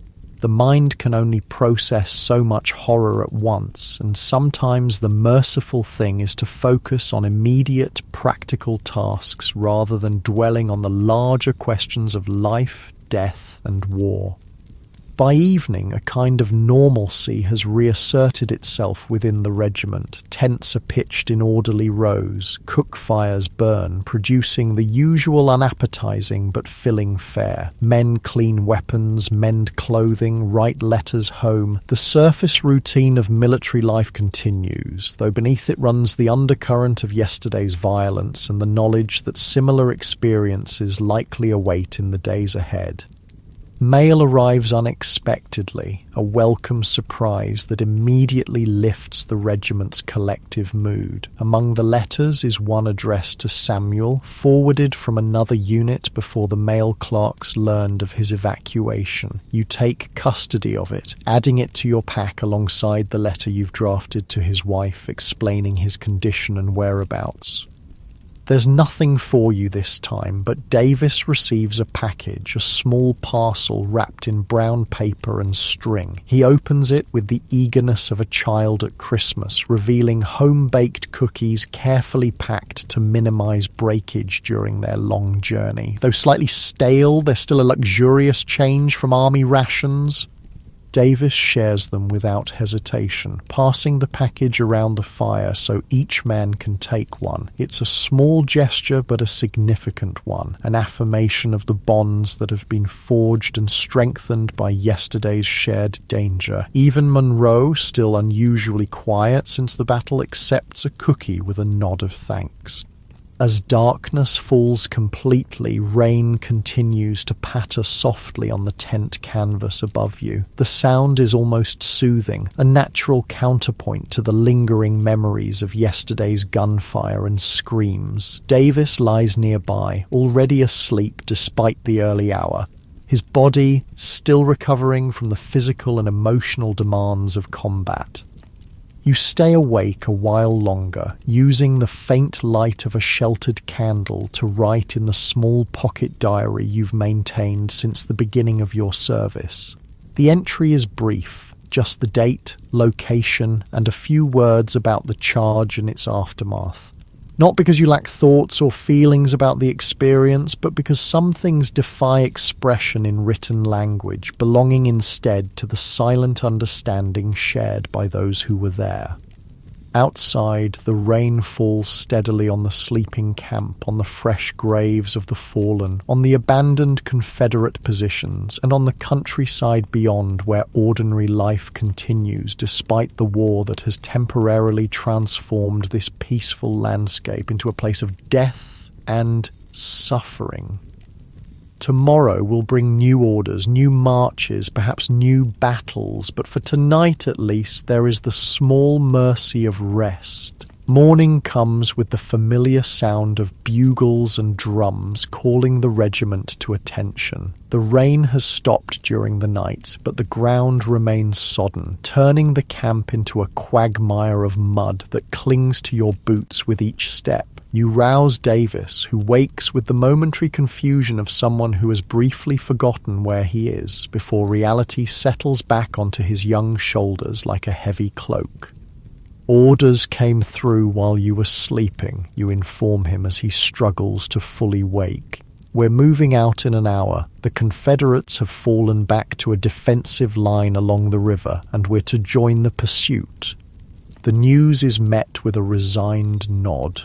After yesterday's battle, the prospect of another march and possibly another fight should be terrifying, but Davis, like most soldiers after their first true combat, has entered a state of numb acceptance. The worst has happened and he has survived. Whatever comes next can be endured. Breakfast is the usual hardtack and coffee, though the coffee is weaker than normal. Supplies are running low, and what remains is being stretched thin. Around the camp, men prepare for the march with practiced efficiency, packing their meager belongings, cleaning rifles that were hastily wiped down after yesterday's fighting, checking ammunition and equipment. Captain Harrington, his wounded leg professionally bandaged but still unable to walk without assistance, has been evacuated to a field hospital against his protests. Lieutenant Parker is now formally in command of what remains of Company K, 47 men out of the original 80 who began yesterday's advance. The losses are severe but not unusual for a frontal assault against prepared positions. As acting sergeant, you're responsible for ensuring your squad is ready to march. Davis, Monroe, Reynolds, and the two other men, Bennett and Wilson, look to you for guidance with the automatic deference soldiers show to anyone with perceived authority, regardless of how recently that authority was conferred. Bennett, help Reynolds with his pack. That hand's going to give him trouble. You issue instructions calmly, finding that the responsibility actually steadies your own nerves. Wilson, check everyone's ammunition. We don't know what we'll encounter today. The men comply without question, falling into the rhythm of preparation that has become second nature after months in the field. Monroe remains unusually quiet. He hasn't played his harmonica since before yesterday's battle, but he performs his duties efficiently, his face set in an expression of grim determination. Just before the regiment forms up for the march, a courier arrives with mail that had been delayed reaching the front lines. You're surprised to hear your name called and receive not one but 2 letters, one from your mother and another, unexpectedly, from Emma, the girl from the neighbouring farm. You tuck them both inside your jacket, saving them for a more private moment. Whatever news or sentiments they contain, good or bad, deserves better than a hasty reading during the confusion of breaking camp. The regiment moves out under a sky that threatens more rain, the column winding its way across the battlefield of yesterday and beyond, following the Confederate retreat. The evidence of recent fighting is everywhere: discarded equipment, hastily dug and abandoned rifle pits. Occasional unburied bodies of men who fell in areas overlooked by burial details. The sights that would have horrified you months ago now register as merely notable, a measure of how the war has gradually hardened your sensibilities. Davis walks beside you, still in the position of the junior soldier seeking protection from a veteran, though after yesterday's charge such distinctions feel increasingly arbitrary. Survival in combat owes as much to chance as to experience, a lesson every soldier learns eventually. "I wrote to my mother last night," he says after nearly an hour of silence. "Told her I was fine, that the fighting wasn't as bad as people say." He pauses, staring at the muddy road ahead. "That was a lie, wasn't it? It's exactly as bad as they say. Worse, maybe." You consider your response carefully. The boy, though after yesterday that term seems increasingly inadequate, deserves honesty, but there's also value in maintaining the protective lies that allow soldiers to function. "It's not a lie if it gives her peace," you say finally. "And maybe it wasn't as bad for you as it could have been. You're still walking." He accepts this with a nod, perhaps recognizing the pragmatic truth beneath the rationalization. Many men didn't walk away from yesterday's charge. Compared to them, Davis's experience was indeed not as bad as people say. The march continues through the morning, the column moving at the deliberate pace of an army in pursuit but not in direct contact with the enemy. By noon, scouts report that the Confederate rearguard is just 2 miles ahead, suggesting that the main rebel force has indeed established a new defensive line along the river as intelligence had indicated. The regiment halts in a small clearing to rest and receive orders. Lieutenant Parker gathers the sergeants, including you in your acting capacity, to relay instructions from regimental command. "We're to advance to this position," he explains, indicating a point on his map about a mile ahead. "Establish a skirmish line and probe the Confederate defenses, but do not engage in a general action without direct orders. The main assault, if there is one, will come tomorrow after artillery has had a chance to soften their positions." The orders are received with relief by most of the sergeants. After yesterday's costly charge, the prospect of a limited engagement with the enemy is far preferable to another full-scale assault. You return to your squad and explain the situation, emphasizing that while there may be shooting, no major battle is planned for today. The regiment moves out again, advancing cautiously now that enemy contact is likely. Companies deploy into skirmish formation, spreading out to minimize casualties from artillery fire and to cover more ground as they probe for Confederate positions. Your squad forms part of this extended line, each man about 10 yards from the next, moving forward through light woods that offer some concealment from enemy observation. The first shots come as the skirmish line emerges from the woods into open farmland. Confederate pickets, positioned about 400 yards ahead, fire a ragged volley before withdrawing toward their main line. No one in your immediate vicinity is hit, though you hear a cry of pain from somewhere to your left. Lieutenant Parker orders the skirmish line to continue advancing, using whatever cover the landscape provides: shallow ditches, isolated trees, slight rises in the ground. The Confederate pickets continue falling back, offering just enough resistance to slow the Union advance without becoming decisively engaged. By mid-afternoon, the regiment has reached the position indicated in Parker's orders, with a clear view of the Confederate main line about half a mile distant. The rebel position is formidable, a natural ridge overlooking the river, reinforced with hastily constructed breastworks and with artillery pieces visible at intervals along its length. Any frontal assault would be costly, perhaps even more so than yesterday's charge.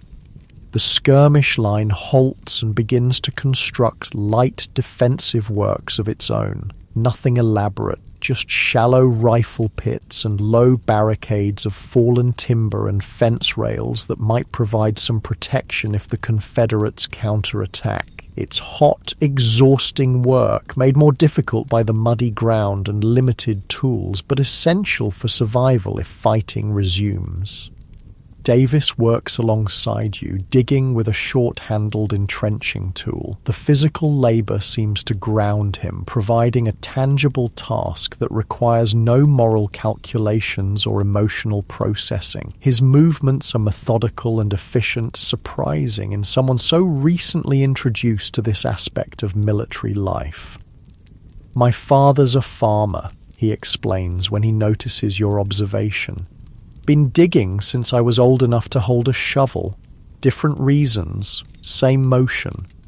You nod, recognizing the value of transferable skills from civilian life. Your own experience on your family's farm has similarly prepared you for certain aspects of soldiering: the physical endurance, the ability to work in all weather conditions, the patience for repetitive tasks. It's a common thread among the regiment, which consists largely of farmers, labourers and tradesmen rather than the professional warriors of earlier conflicts.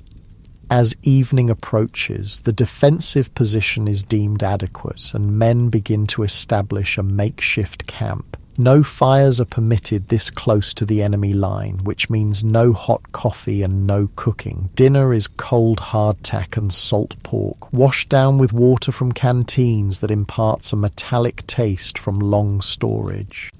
With the immediate work complete and darkness falling, you finally have a moment to read your letters. You move slightly away from the others, seeking what privacy can be found in an army encampment, and carefully open the letter from your mother first. The familiar handwriting brings an immediate pang of homesickness. She writes of everyday matters: the spring planting, a neighbour's new baby, your father's plans to expand the barn. Between these mundane details, her worry for you is evident in every line, though she tries to mask it with cheerful news and questions about your welfare that she knows you'll answer with reassuring lies. The second letter from Emma is unexpected and therefore all the more precious. Her handwriting is delicate but clear, the words carefully chosen. She writes that she thinks of you often, that she keeps the single letter you sent before marching off to war, that she prays for your safe return. It's not a declaration of love, that would be too forward for a proper young woman, but the sentiment behind the carefully composed sentences is clear enough. You read both letters twice, then carefully fold them and place them in the inner pocket of your jacket, close to your heart. In the midst of war's chaos and brutality, these fragile connections to home and to a possible future beyond the conflict are talismans against despair. When you return to the squad's position, you find Davis has received a letter as well, delivered by a courier who came up from the rear with additional ammunition and rations. The boy's face as he reads shows a complex mixture of emotions: happiness at news from home, sadness at his separation from it, perhaps guilt at having lied about the realities of his experience. "My little sister lost her first tooth," he says, looking up from the letter with a smile that briefly transforms him back into the youth he chronologically is.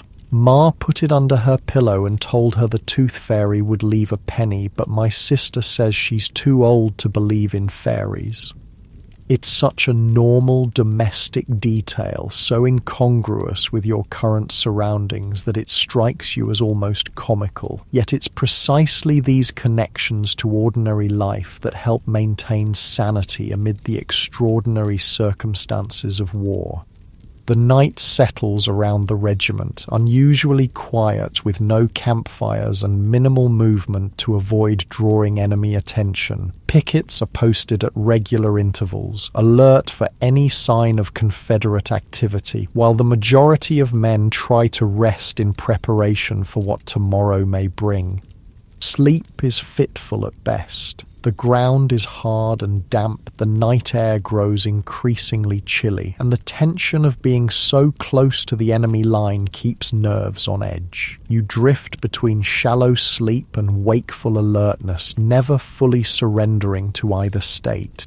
Sometime past midnight, you're roused by Monroe sitting up suddenly beside you, a strangled cry escaping his lips before he clamps his hand over his mouth. The nightmare that woke him is evident in his wide eyes and trembling hands. Without comment, you offer him your canteen and he drinks gratefully, the simple act of swallowing seeming to ground him back in reality.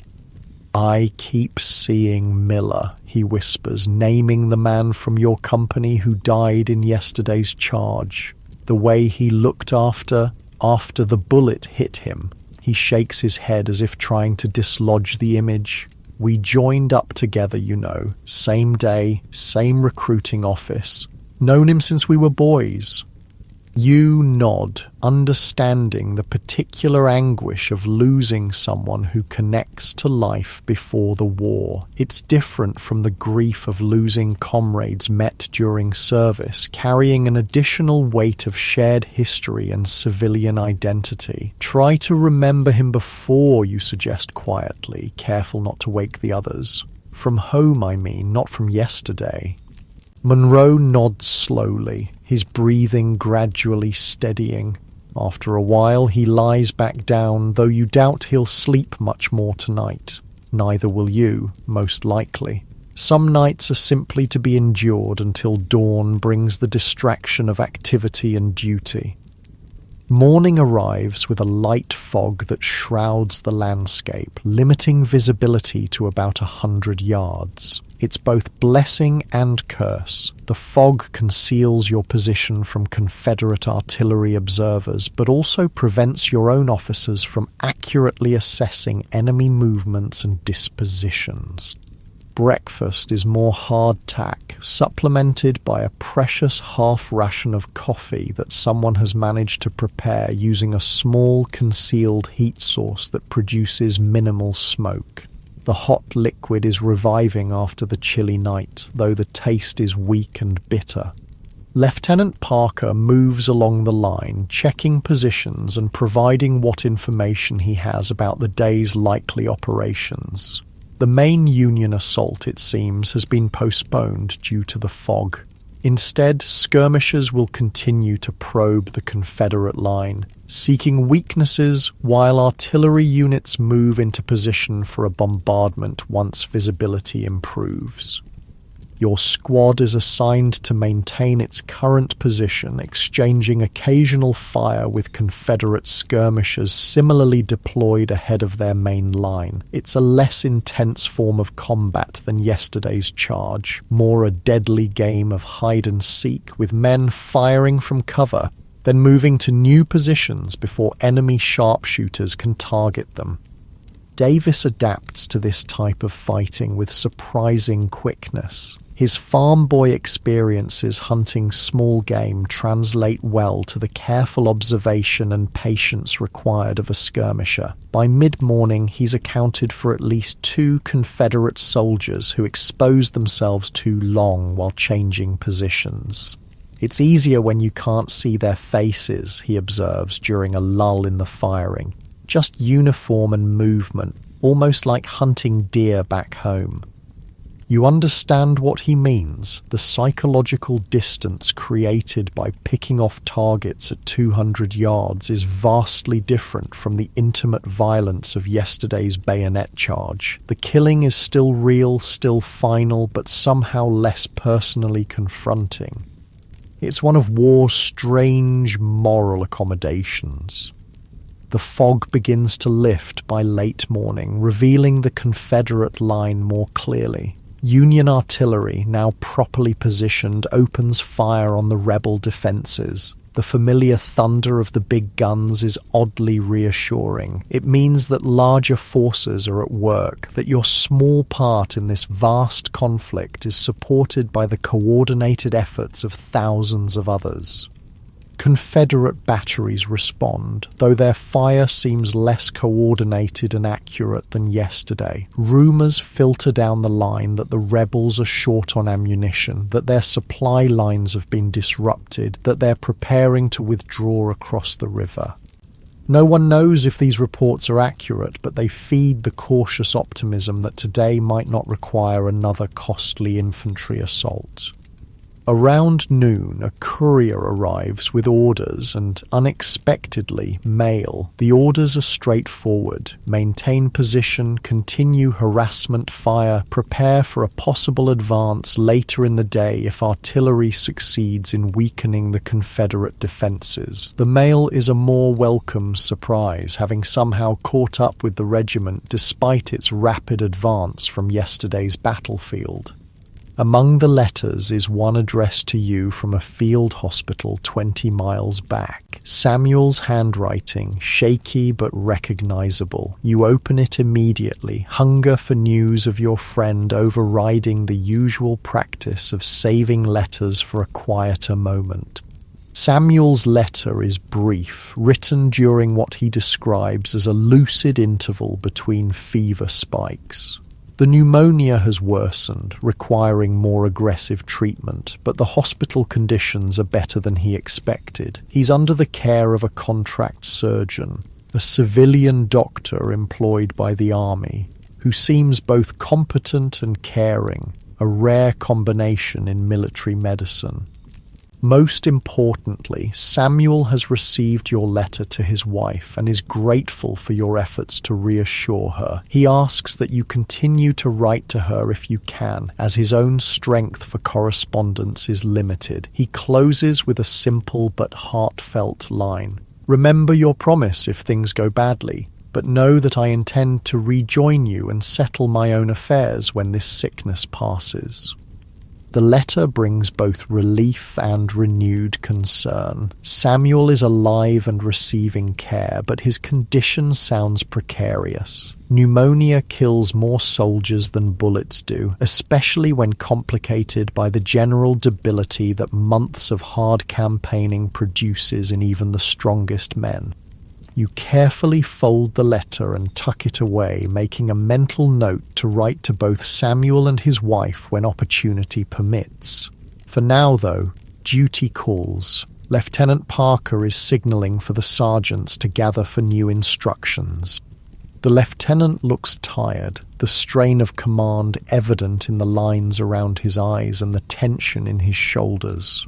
Like most officers in the volunteer army, he's learning the difficult business of leadership on the job, making decisions that affect men's lives without the benefit of formal military education or long experience.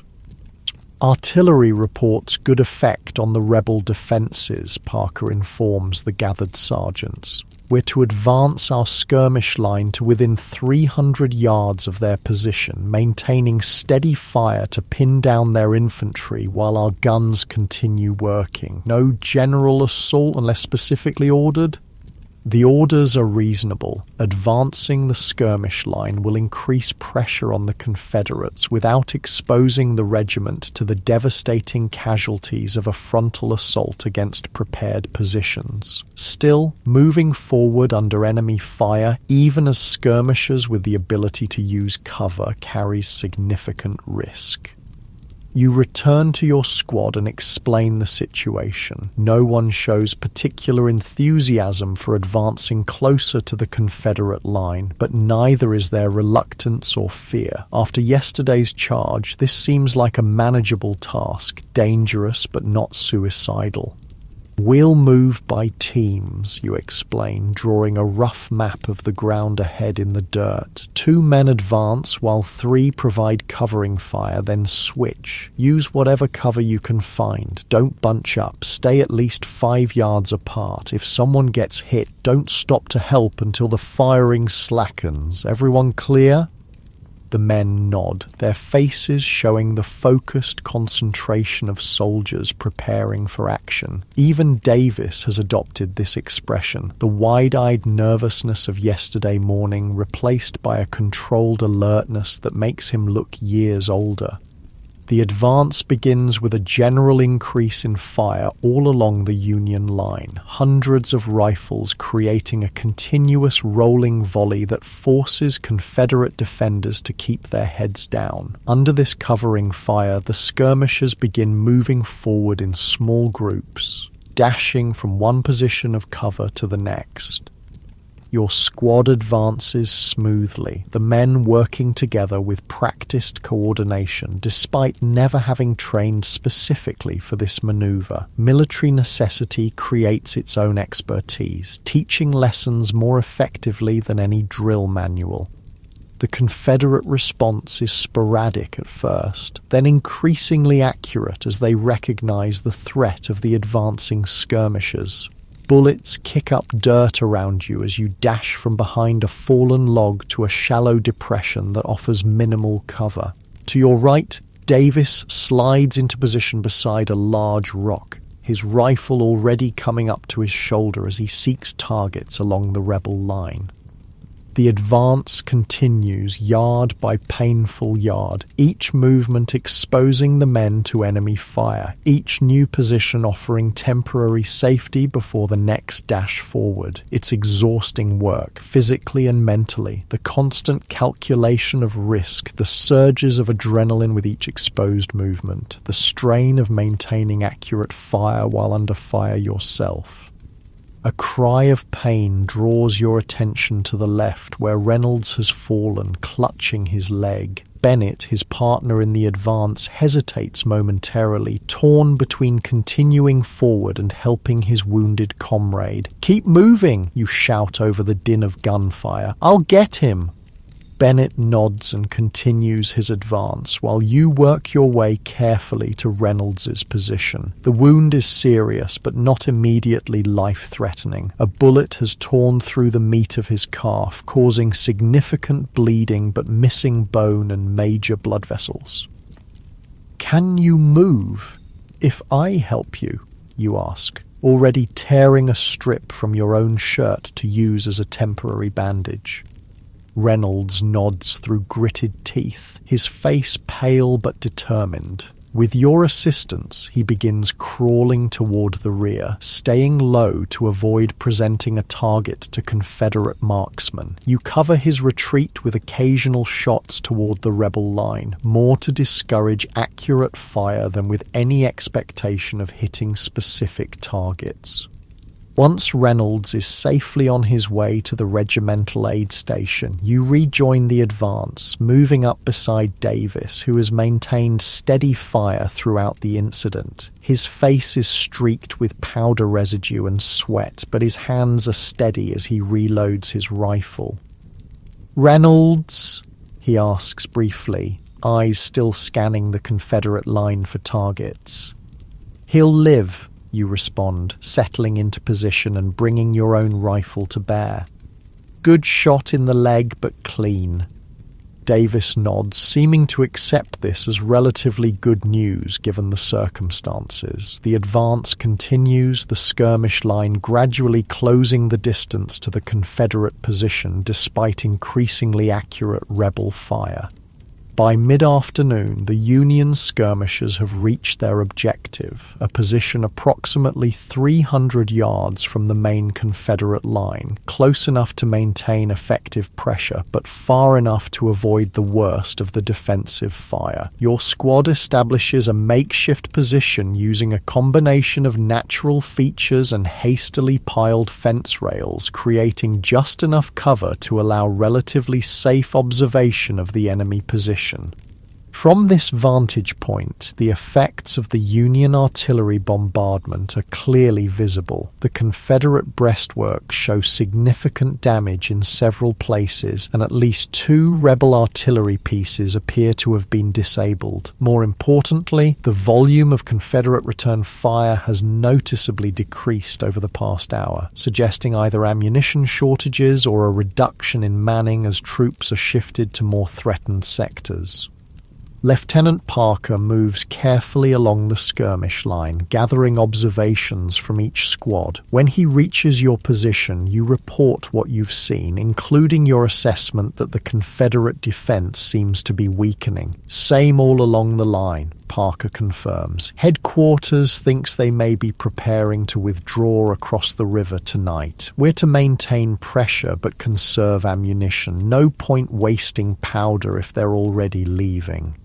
The news is received with cautious optimism by your squad. If the Confederates do withdraw, it means no assault will be necessary, a welcome reprieve after yesterday's costly charge. But experience has taught all of you that the enemy is often most dangerous when appearing to retreat, sometimes turning a withdrawal into a devastating counterattack if pursued too eagerly. The remainder of the afternoon passes in a pattern of sporadic firing interspersed with periods of watchful waiting. The Confederate fire continues to slacken, and by early evening it's reduced to occasional shots from what appear to be a thin line of skirmishers covering the main rebel position. As darkness falls, the Union line establishes a rotation for the night watch, allowing 2/3 of the men to rest while 1/3 maintains vigilance. Your squad draws the middle watch, meaning you can sleep for a few hours before taking your turn at guard duty. You use the opportunity to write letters by the light of a carefully shielded candle, one to Samuel, expressing hope for his recovery and providing news of the regiment, and another to his wife Sarah, offering reassurance about his care and condition without minimizing the seriousness of his illness. It's a difficult balance to strike, but honesty tempered with hope seems the kindest approach. Sleep, when it comes, is deep despite the hard ground and cooling night air. The physical and mental exertion of the day's activities has left you thoroughly exhausted, able to ignore discomforts that would have kept you awake in civilian life. Davis sleeps nearby, his young face relaxed in slumber, momentarily free from the strain of maintaining adult composure under fire.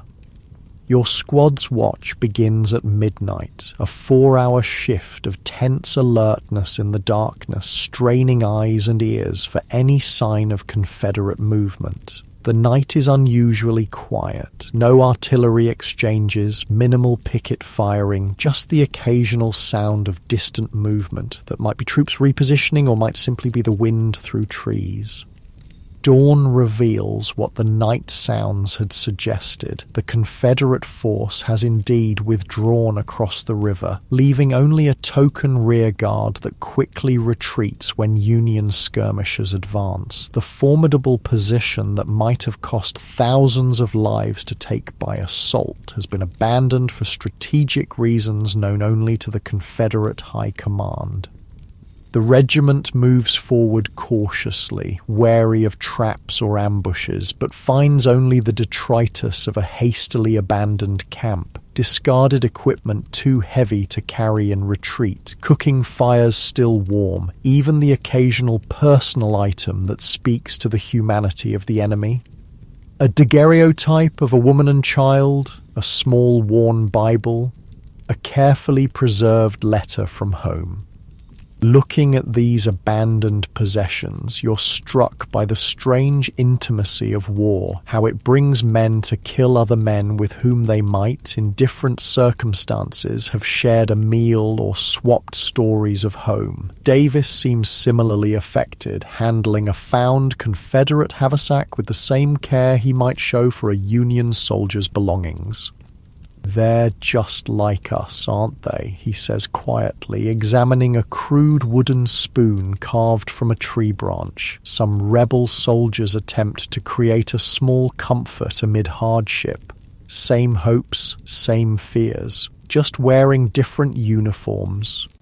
It's a simple observation, but a profound one, particularly coming from someone who 24 hours ago was efficiently shooting at those same men from 300 yards. The ability to see the enemy as fully human while still performing the duties of a soldier is a complex moral position that many never achieve.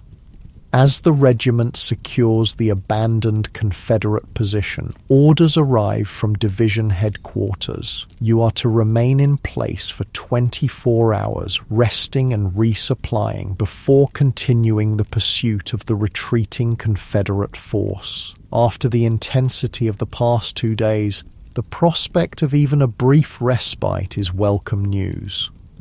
The day unfolds with a relaxed routine that feels almost luxurious after the constant tension of combat operations. Proper meals are prepared as supply wagons catch up with the advancing regiment. Mail is distributed, including newspapers that, though weeks old, provide a welcome connection to the wider world beyond the immediate military sphere. Men wash in the river, do laundry, mend clothing, write letters home, and engage in the 100 small tasks of personal maintenance that get neglected during active operations. You use the opportunity to check on Reynolds, now in a proper field hospital established in a farmhouse behind the Union line. His wound is clean and properly bandaged, the prognosis good for full recovery, though he'll likely be sent to a general hospital for convalescence. He seems in good spirits, already planning his return to the company despite the surgeon's estimate of at least 6 weeks recovery time. Returning to the regiment's position, you find Davis engaged in a makeshift baseball game that has sprung up in a flat area near the river. The boy, who seemed to age years during the recent fighting, is momentarily visible again, laughing as he rounds an improvised base made from a discarded haversack. It's a reminder that despite their experiences, many of these soldiers are still essentially youths, able to find joy in simple pleasures during the brief intervals between war's horrors. The day passes peacefully into evening, campfires burning openly now that there's no immediate enemy presence to observe them. Around these fires, men engage in the timeless activities of soldiers at rest, playing cards, telling stories, singing songs that speak of home and love and loss. Monroe has finally taken out his harmonica again, the sweet notes of Lorena drifting across the encampment as darkness falls completely. You sit with your squad, watching the firelight play across faces that have become as familiar as family over months of shared hardship. Whatever tomorrow brings, another march, another battle, another test of courage and endurance, tonight there is food, rest, and the comfort of comradeship. In war, such moments of relative peace are treasures to be savoured, memories to sustain the spirit through whatever challenges lie ahead. Morning arrives with thin sunlight filtering through a layer of high clouds, casting a soft, diffuse light over the encampment. The 24 hours of rest ordered by division headquarters is coming to an end, and the regiment prepares to resume its pursuit of the retreating Confederate force. There's a different energy in the camp today. The men are rested, fed, and clean by military standards, their spirits lifted by the brief respite and the enemy's withdrawal. You wake feeling more refreshed than you have in weeks, the combination of adequate sleep, hot food, and the absence of immediate danger having worked a kind of temporary magic on body and mind. Beside you, Davis is already up, meticulously packing his knapsack with the increased efficiency that comes from months of practice. "Mail call before we move out," he informs you, noticing you're awake. Wilson heard it from the company clerk, might be news from Samuel. The mention of Samuel sends a brief pang through your chest. It's been several days since his letter from the field hospital, and pneumonia can take sudden turns for the worse. You've seen strong men carried off by illness within days, their bodies unable to fight both infection and the accumulated hardships of military life. Breakfast is luxurious by campaign standards. Fresh bread brought up by the supply wagons, salt pork fried rather than eaten cold, and coffee strong enough to stand a spoon in, as the veterans joke. Around the cooking fires, conversation flows easily, the men discussing everything from home news to speculation about where the Confederate force is heading, to good-natured debates about which company has the worst cook. Lieutenant Parker moves through the camp, checking preparations for the march with the increased confidence of someone growing into his command role. When he reaches your position, he pauses, a folded paper in his hand. "Orders came through this morning," he says, addressing you directly. "Your field promotion to sergeant is confirmed. It's not just acting anymore." He hands you the paper, an official document with the regimental colonel's signature, formalizing your new rank and the modest increase in pay that accompanies it. You accept it with a mixture of pride and uncertainty. Promotion means recognition of your abilities, but it also means increased responsibility for the lives of the men under your command. It's a weight that sits differently than the simple burden of combat, requiring moral courage as much as physical bravery. "Congratulations, Sergeant," Davis says with a genuine smile when Parker has moved on. The others in your squad offer similar sentiments, their expressions showing no resentment at your elevation, just acceptance and perhaps relief that the position has gone to someone they trust. Mail call comes as promised, the company clerk distributing letters and small packages to eager recipients. Your name is called twice, a letter from home and, more surprisingly, one from the General Hospital where Samuel was sent. You open the second one first, heart pounding with apprehension. The letter isn't from Samuel himself, but from a hospital steward writing on his behalf. The news is mixed. Samuel's condition worsened significantly after reaching the General Hospital, the pneumonia developing complications that nearly claimed his life. But the crisis has passed, the steward writes, and the doctors now expect a slow but steady recovery. Samuel is too weak to write himself, but dictated a brief message. "Tell the boys I'm too ornery to die. We'll rejoin when able, but maybe sometime. Remember your promise about Sarah if needed."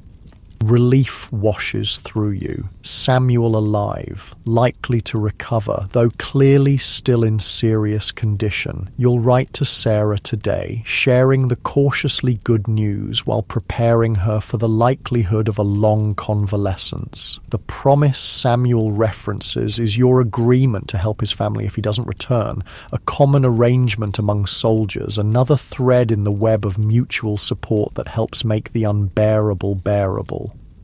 The letter from home contains family news, updates on the farm, community happenings, the ordinary details of civilian life that seem increasingly distant from your current reality. Your mother mentions that Emma asks about you whenever their families meet at church, her interest apparently becoming noticeable enough to prompt gentle teasing from your siblings. The thought brings a smile to your face and a momentary warmth that pushes back against the pervasive uncertainty of military life. The regiment forms up mid-morning, companies falling into marching order with practiced efficiency. Your company is assigned to the vanguard today, the leading element of the column, responsible for first contact if the enemy is encountered. It's a position of honor, but also of increased danger, requiring constant vigilance rather than the relative mindlessness of marching in the middle of a long column. As acting sergeant, now confirmed sergeant, you position your squad accordingly, placing the most experienced men at key points and keeping Davis near you, where his growing but still incomplete battlefield awareness can be supplemented by your own. The boy no longer seems like the frightened youth who joined your tent after Samuel's evacuation. His posture, movements, and expressions all reflect the accelerated maturation that combat forces upon the survivors. The march begins at a deliberate pace, the column winding along a road that parallels the river where the Confederate force reportedly crossed. The day is pleasantly cool, the high clouds providing relief from what might otherwise be oppressive summer heat. Under different circumstances, it might be a pleasant country walk rather than a military movement in pursuit of an armed enemy. By midday, scouts report that the Confederate rearguard has been spotted about 3 miles ahead, defending a crucial crossroads that the main rebel force passed through during the night. The regiment halts temporarily while officers consult maps and discuss approach options, then resumes its advance with increased caution. Your company deploys from marching column into a more dispersed formation, ready to respond quickly if contact occurs. The men move with the focused alertness that becomes second nature after sufficient combat experience, eyes constantly scanning the landscape, ears attuned to any sound that doesn't belong, muscles ready to react to threats from any direction. The first shot comes just after the column rounds a bend in the road, revealing the crossroads about half a mile distant. A puff of white smoke appears from a cluster of trees to the right, followed seconds later by the crack of a rifle. The bullet passes harmlessly overhead, but its message is clear. The enemy is present and prepared to contest your advance. Lieutenant Parker orders the company to deploy as skirmishers, spreading out to minimize vulnerability to enemy fire while advancing toward the Confederate position. Your squad takes position on the right flank, using a shallow drainage ditch that runs parallel to the road as partial cover. What follows is not a major battle, but the kind of limited engagement that characterized much of the war's daily reality. Brief, intense exchanges of fire between relatively small units, each seeking advantage through maneuver and marksmanship rather than overwhelming force. For the men involved, however, the danger is just as real as in the largest set-piece battles, each bullet equally lethal regardless of the engagement's strategic significance.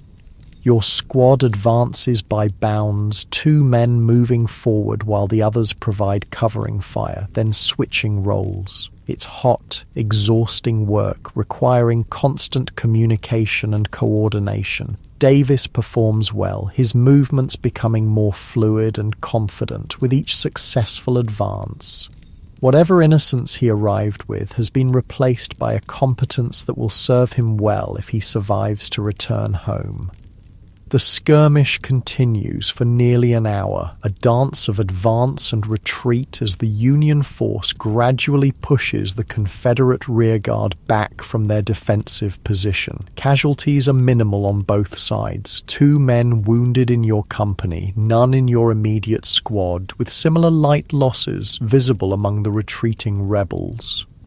By late afternoon, the Confederate force abandons the crossroads entirely, withdrawing at a pace that suggests their main body is now safely beyond immediate pursuit. The regiment secures the position but does not continue the chase, having reached its assigned objective for the day. Tomorrow will bring new orders, perhaps another march, perhaps a more significant engagement if the Confederate force decides to make a stand rather than continue its retreat.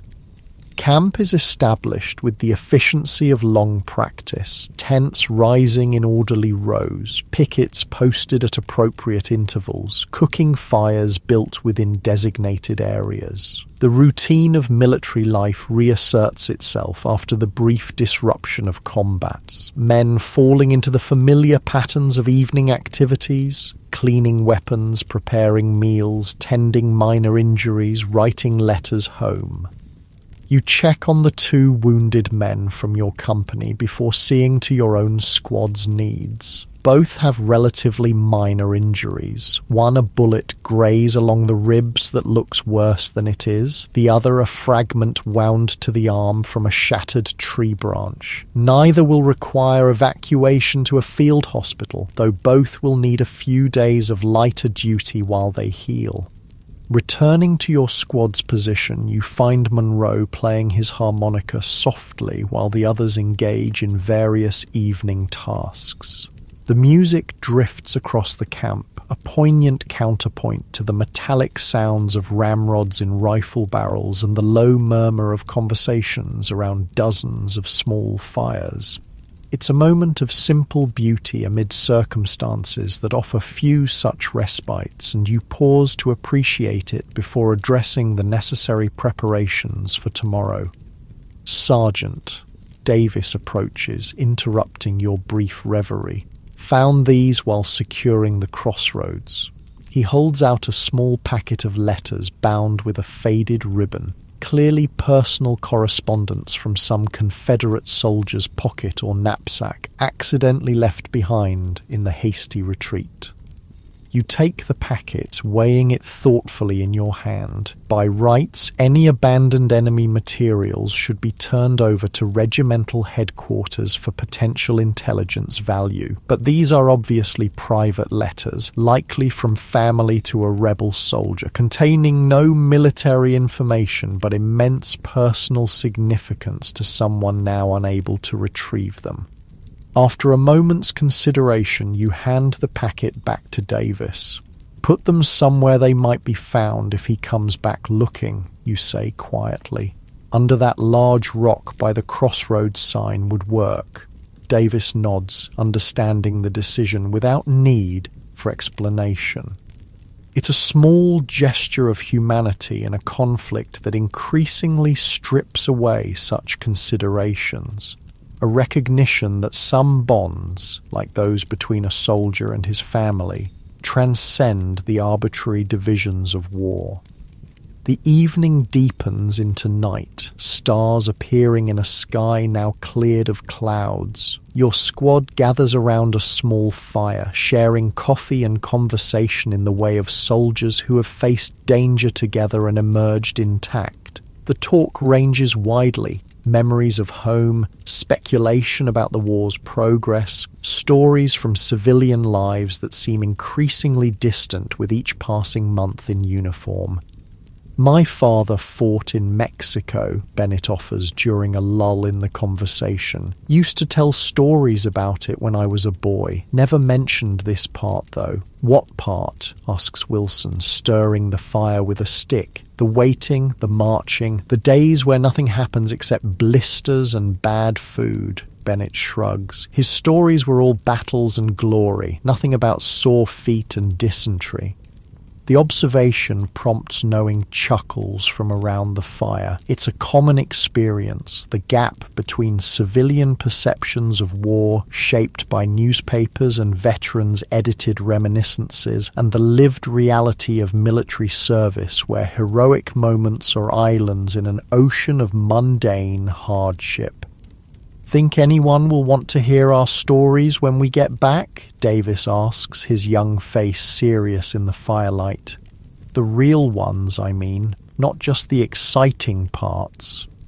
The question hangs in the air, touching on concerns that many soldiers share but few articulate. How to bridge the experiential divide between those who have lived through combat and those who know war only through sanitized accounts. How to speak truthfully about experiences that seem unspeakable. How to return to communities that expect heroes and may not recognize the complex, changed individuals who come home. Some will want to know, you say finally. Family, close friends, people who care more about us than about having exciting stories to repeat. You pause, considering your own eventual return to the farm in Ohio, to parents who have never seen combat, to Emma, who knows you only as you were before the war. The rest, they'll get the stories they expect. Easier that way for everyone. The conversation shifts to lighter topics as the night advances, but Davis's question lingers in your thoughts. The gulf between soldier and civilian grows wider with each day in the field, each skirmish, each night spent on hard ground far from home. Bridging that distance upon return will require its own kind of courage, different from but perhaps no less demanding than battlefield bravery. As the fire burns down to embers, men begin retiring to their tents, exhaustion claiming them despite the relatively light physical demands of the day. Combat, even brief skirmishing like today's engagement, depletes energy in ways that far exceed its apparent physical exertion. The constant vigilance, the sustained focus, the emotional control required to function effectively under threat all extract their toll. You remain by the fire a while longer, using the solitude to compose a letter to Samuel's wife, Sarah. Finding the right balance between honesty and comfort is challenging, but you settle on a straightforward account of his condition as reported by the hospital steward, emphasizing the doctor's optimism while acknowledging the severity of his illness. You add personal observations about his strength of character and determination, qualities that have served him well in military life and will aid his recovery. The letter complete, you sit back, watching the last flames flicker among the coals. Tomorrow will bring whatever it brings. Another march, another skirmish, perhaps a major battle if the Confederate force decides to make a stand, or perhaps something entirely unexpected, war being the realm of chance and chaos despite all attempts at planning and prediction. For tonight, though, there is the simple fact of survival. You have lived through another day of war, as have the men under your care. It's a modest victory, but not an insignificant one in a conflict where disease, accident, and enemy action claim lives with capricious regularity. Each sunset reached intact is a small triumph against the statistics of mortality. Davis emerges from the tent, moving to sit beside you at the dying fire. His expression is thoughtful, his movements carrying the slight stiffness that comes from muscles unused to the day's exertions despite months of military service. "Do you think it will end soon?" he asks, not looking at you, but staring into the embers. The war, I mean. It's a question every soldier asks eventually, usually in these quiet moments when immediate survival is not at stake and the mind can contemplate larger patterns. The answer is never satisfying. "I don't know," you reply honestly. "Feels different now than it did last year, but that doesn't mean it's nearly over." He nods, accepting the uncertainty. "My enlistment's up in 4 months, been thinking about whether to re-enlist or go home." The statement surprises you. Despite his rapid adaptation to military life, you've assumed Davis would return to civilian life at the first opportunity, reclaiming the normal progression from youth to adulthood that war has interrupted. That he's considering remaining in service suggests changes deeper than the obvious physical maturation and combat competence. "What's pulling you each way?" you ask, genuinely curious about his reasoning. He considers the question carefully before answering. "Home is, well, it's home. Family, the farm, a future that makes sense." He pauses, searching for words. "But it feels like leaving a job half done, you know. And the men here," he gestures vaguely toward the surrounding tents. "It's different from any other kind of friendship. Don't know if I could explain it to people back home." You understand precisely what he means. The bonds formed among soldiers transcend ordinary friendship, forged in shared danger and mutual dependence that civilian life rarely demands. It's a connection that many veterans find impossible to replicate after returning home, leading some to maintain lifelong associations with former comrades while struggling to form equally meaningful relationships with those who haven't shared their experiences. Whatever you decide, you tell him, make it your choice, not what you think your family expects or what the regiment needs or what sounds most noble, just what you can live with when you look back years from now. He nods again, seemingly satisfied with the advice. What about you? Your 3 years must be nearly up too. The question turns your thoughts to your own eventual decision. Your enlistment has 11 months remaining, nearly a year of war still to endure before facing the choice Davis now contemplates. Home pulls strongly, the farm, your family, the possibility of a future with Emma if her interest proves durable. Yet the regiment has become a second family, the men around you as close as brothers in many ways. Haven't decided, you admit. Ask me in 11 months after I've seen how the war develops. The conversation lulls into comfortable silence, both of you watching the last embers fade to ash. Around the camp, similar scenes play out, men in quiet conversation or solitary reflection, processing the day's events, contemplating uncertain futures, finding what peace is possible amid circumstances designed to deny it. Eventually, exhaustion claims you both, sending you to the relative comfort of the tent where sleep comes quickly despite the hard ground beneath your blanket. Your dreams are a confused mixture of home and war, ploughing fields that turn to battlefields, familiar farm buildings transforming into military encampments, family members appearing among your squad. It's neither nightmare nor pleasant dream, simply the mind's attempt to reconcile the disparate realities that now comprise your existence.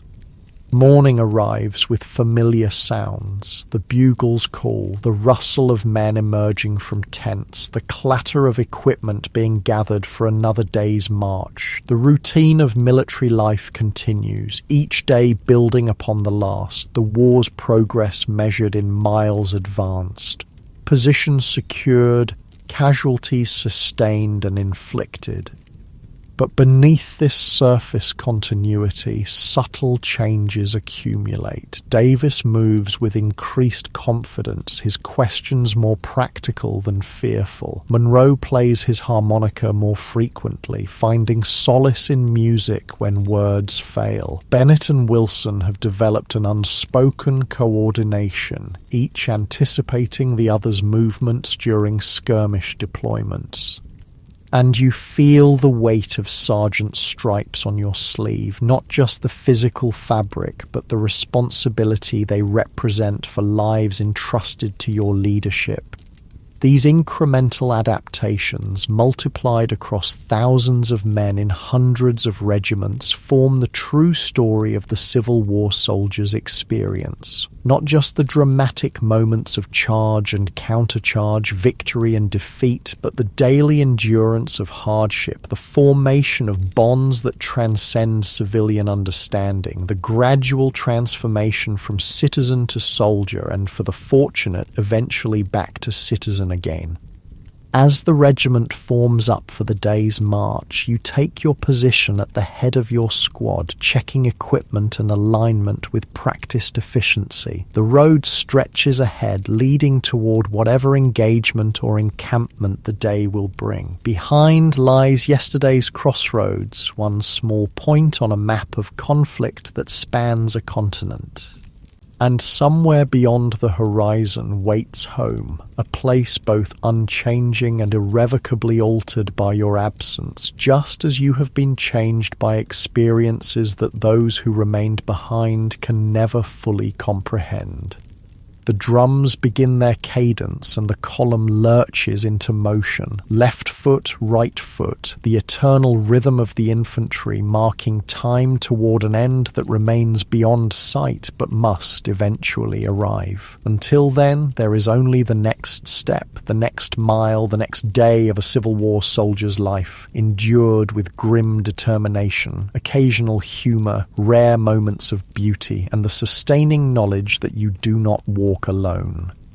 And perhaps that, in the end, is what defines the Civil War soldier's experience most essentially. Not the politics that divided a nation, not the strategies that generals plotted on maps, not even the courage displayed in desperate moments of combat. Rather, it is the discovery that human connection persists even in war's inhumanity, that brotherhood can be found amid brutality, that moments of grace appear in the most graceless circumstances. Left foot, right foot. The march continues, carrying you and thousands like you through history's bloodiest chapter on American soil. Some will fall along the way, their journey ended by bullet or disease. Others will return home forever changed, carrying memories that shape their remaining days. All are united by having lived the answer to the question, what was it like to be a Civil War soldier?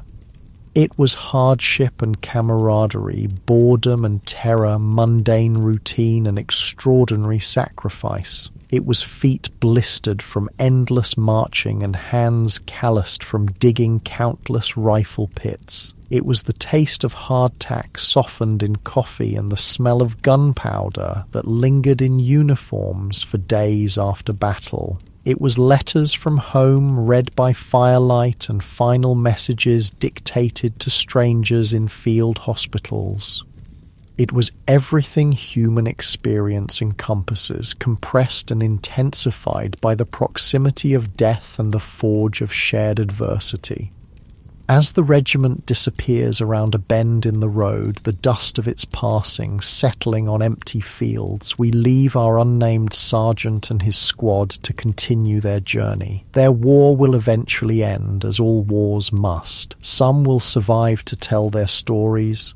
Others will become names carved on stones or fading entries in regimental logs. But in this moment, they march together under the summer sun, their individual fates still unwritten, their collective experience forming one small thread in the complex tapestry of a nation's most defining conflict. The road stretches onward and the soldiers follow step by step into history.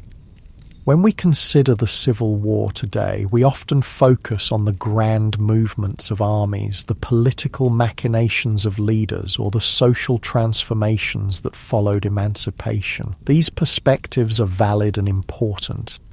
But to truly understand this pivotal chapter in American history, we must also remember the individual men who lived it day by day, not as historical figures, but as human beings who ate and slept, laughed and wept, feared and hoped, and ultimately shaped a nation's destiny through their collective endurance.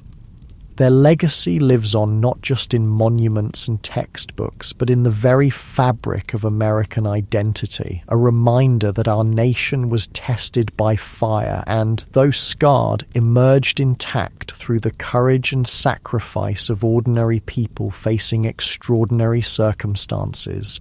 As you drift towards sleep tonight, perhaps you might spare a thought for those long-ago soldiers, blue and grey alike, who once lay beneath the same stars that now shine over your home, their dreams not so different from your own despite the vast distance of time and experience that separates you from them.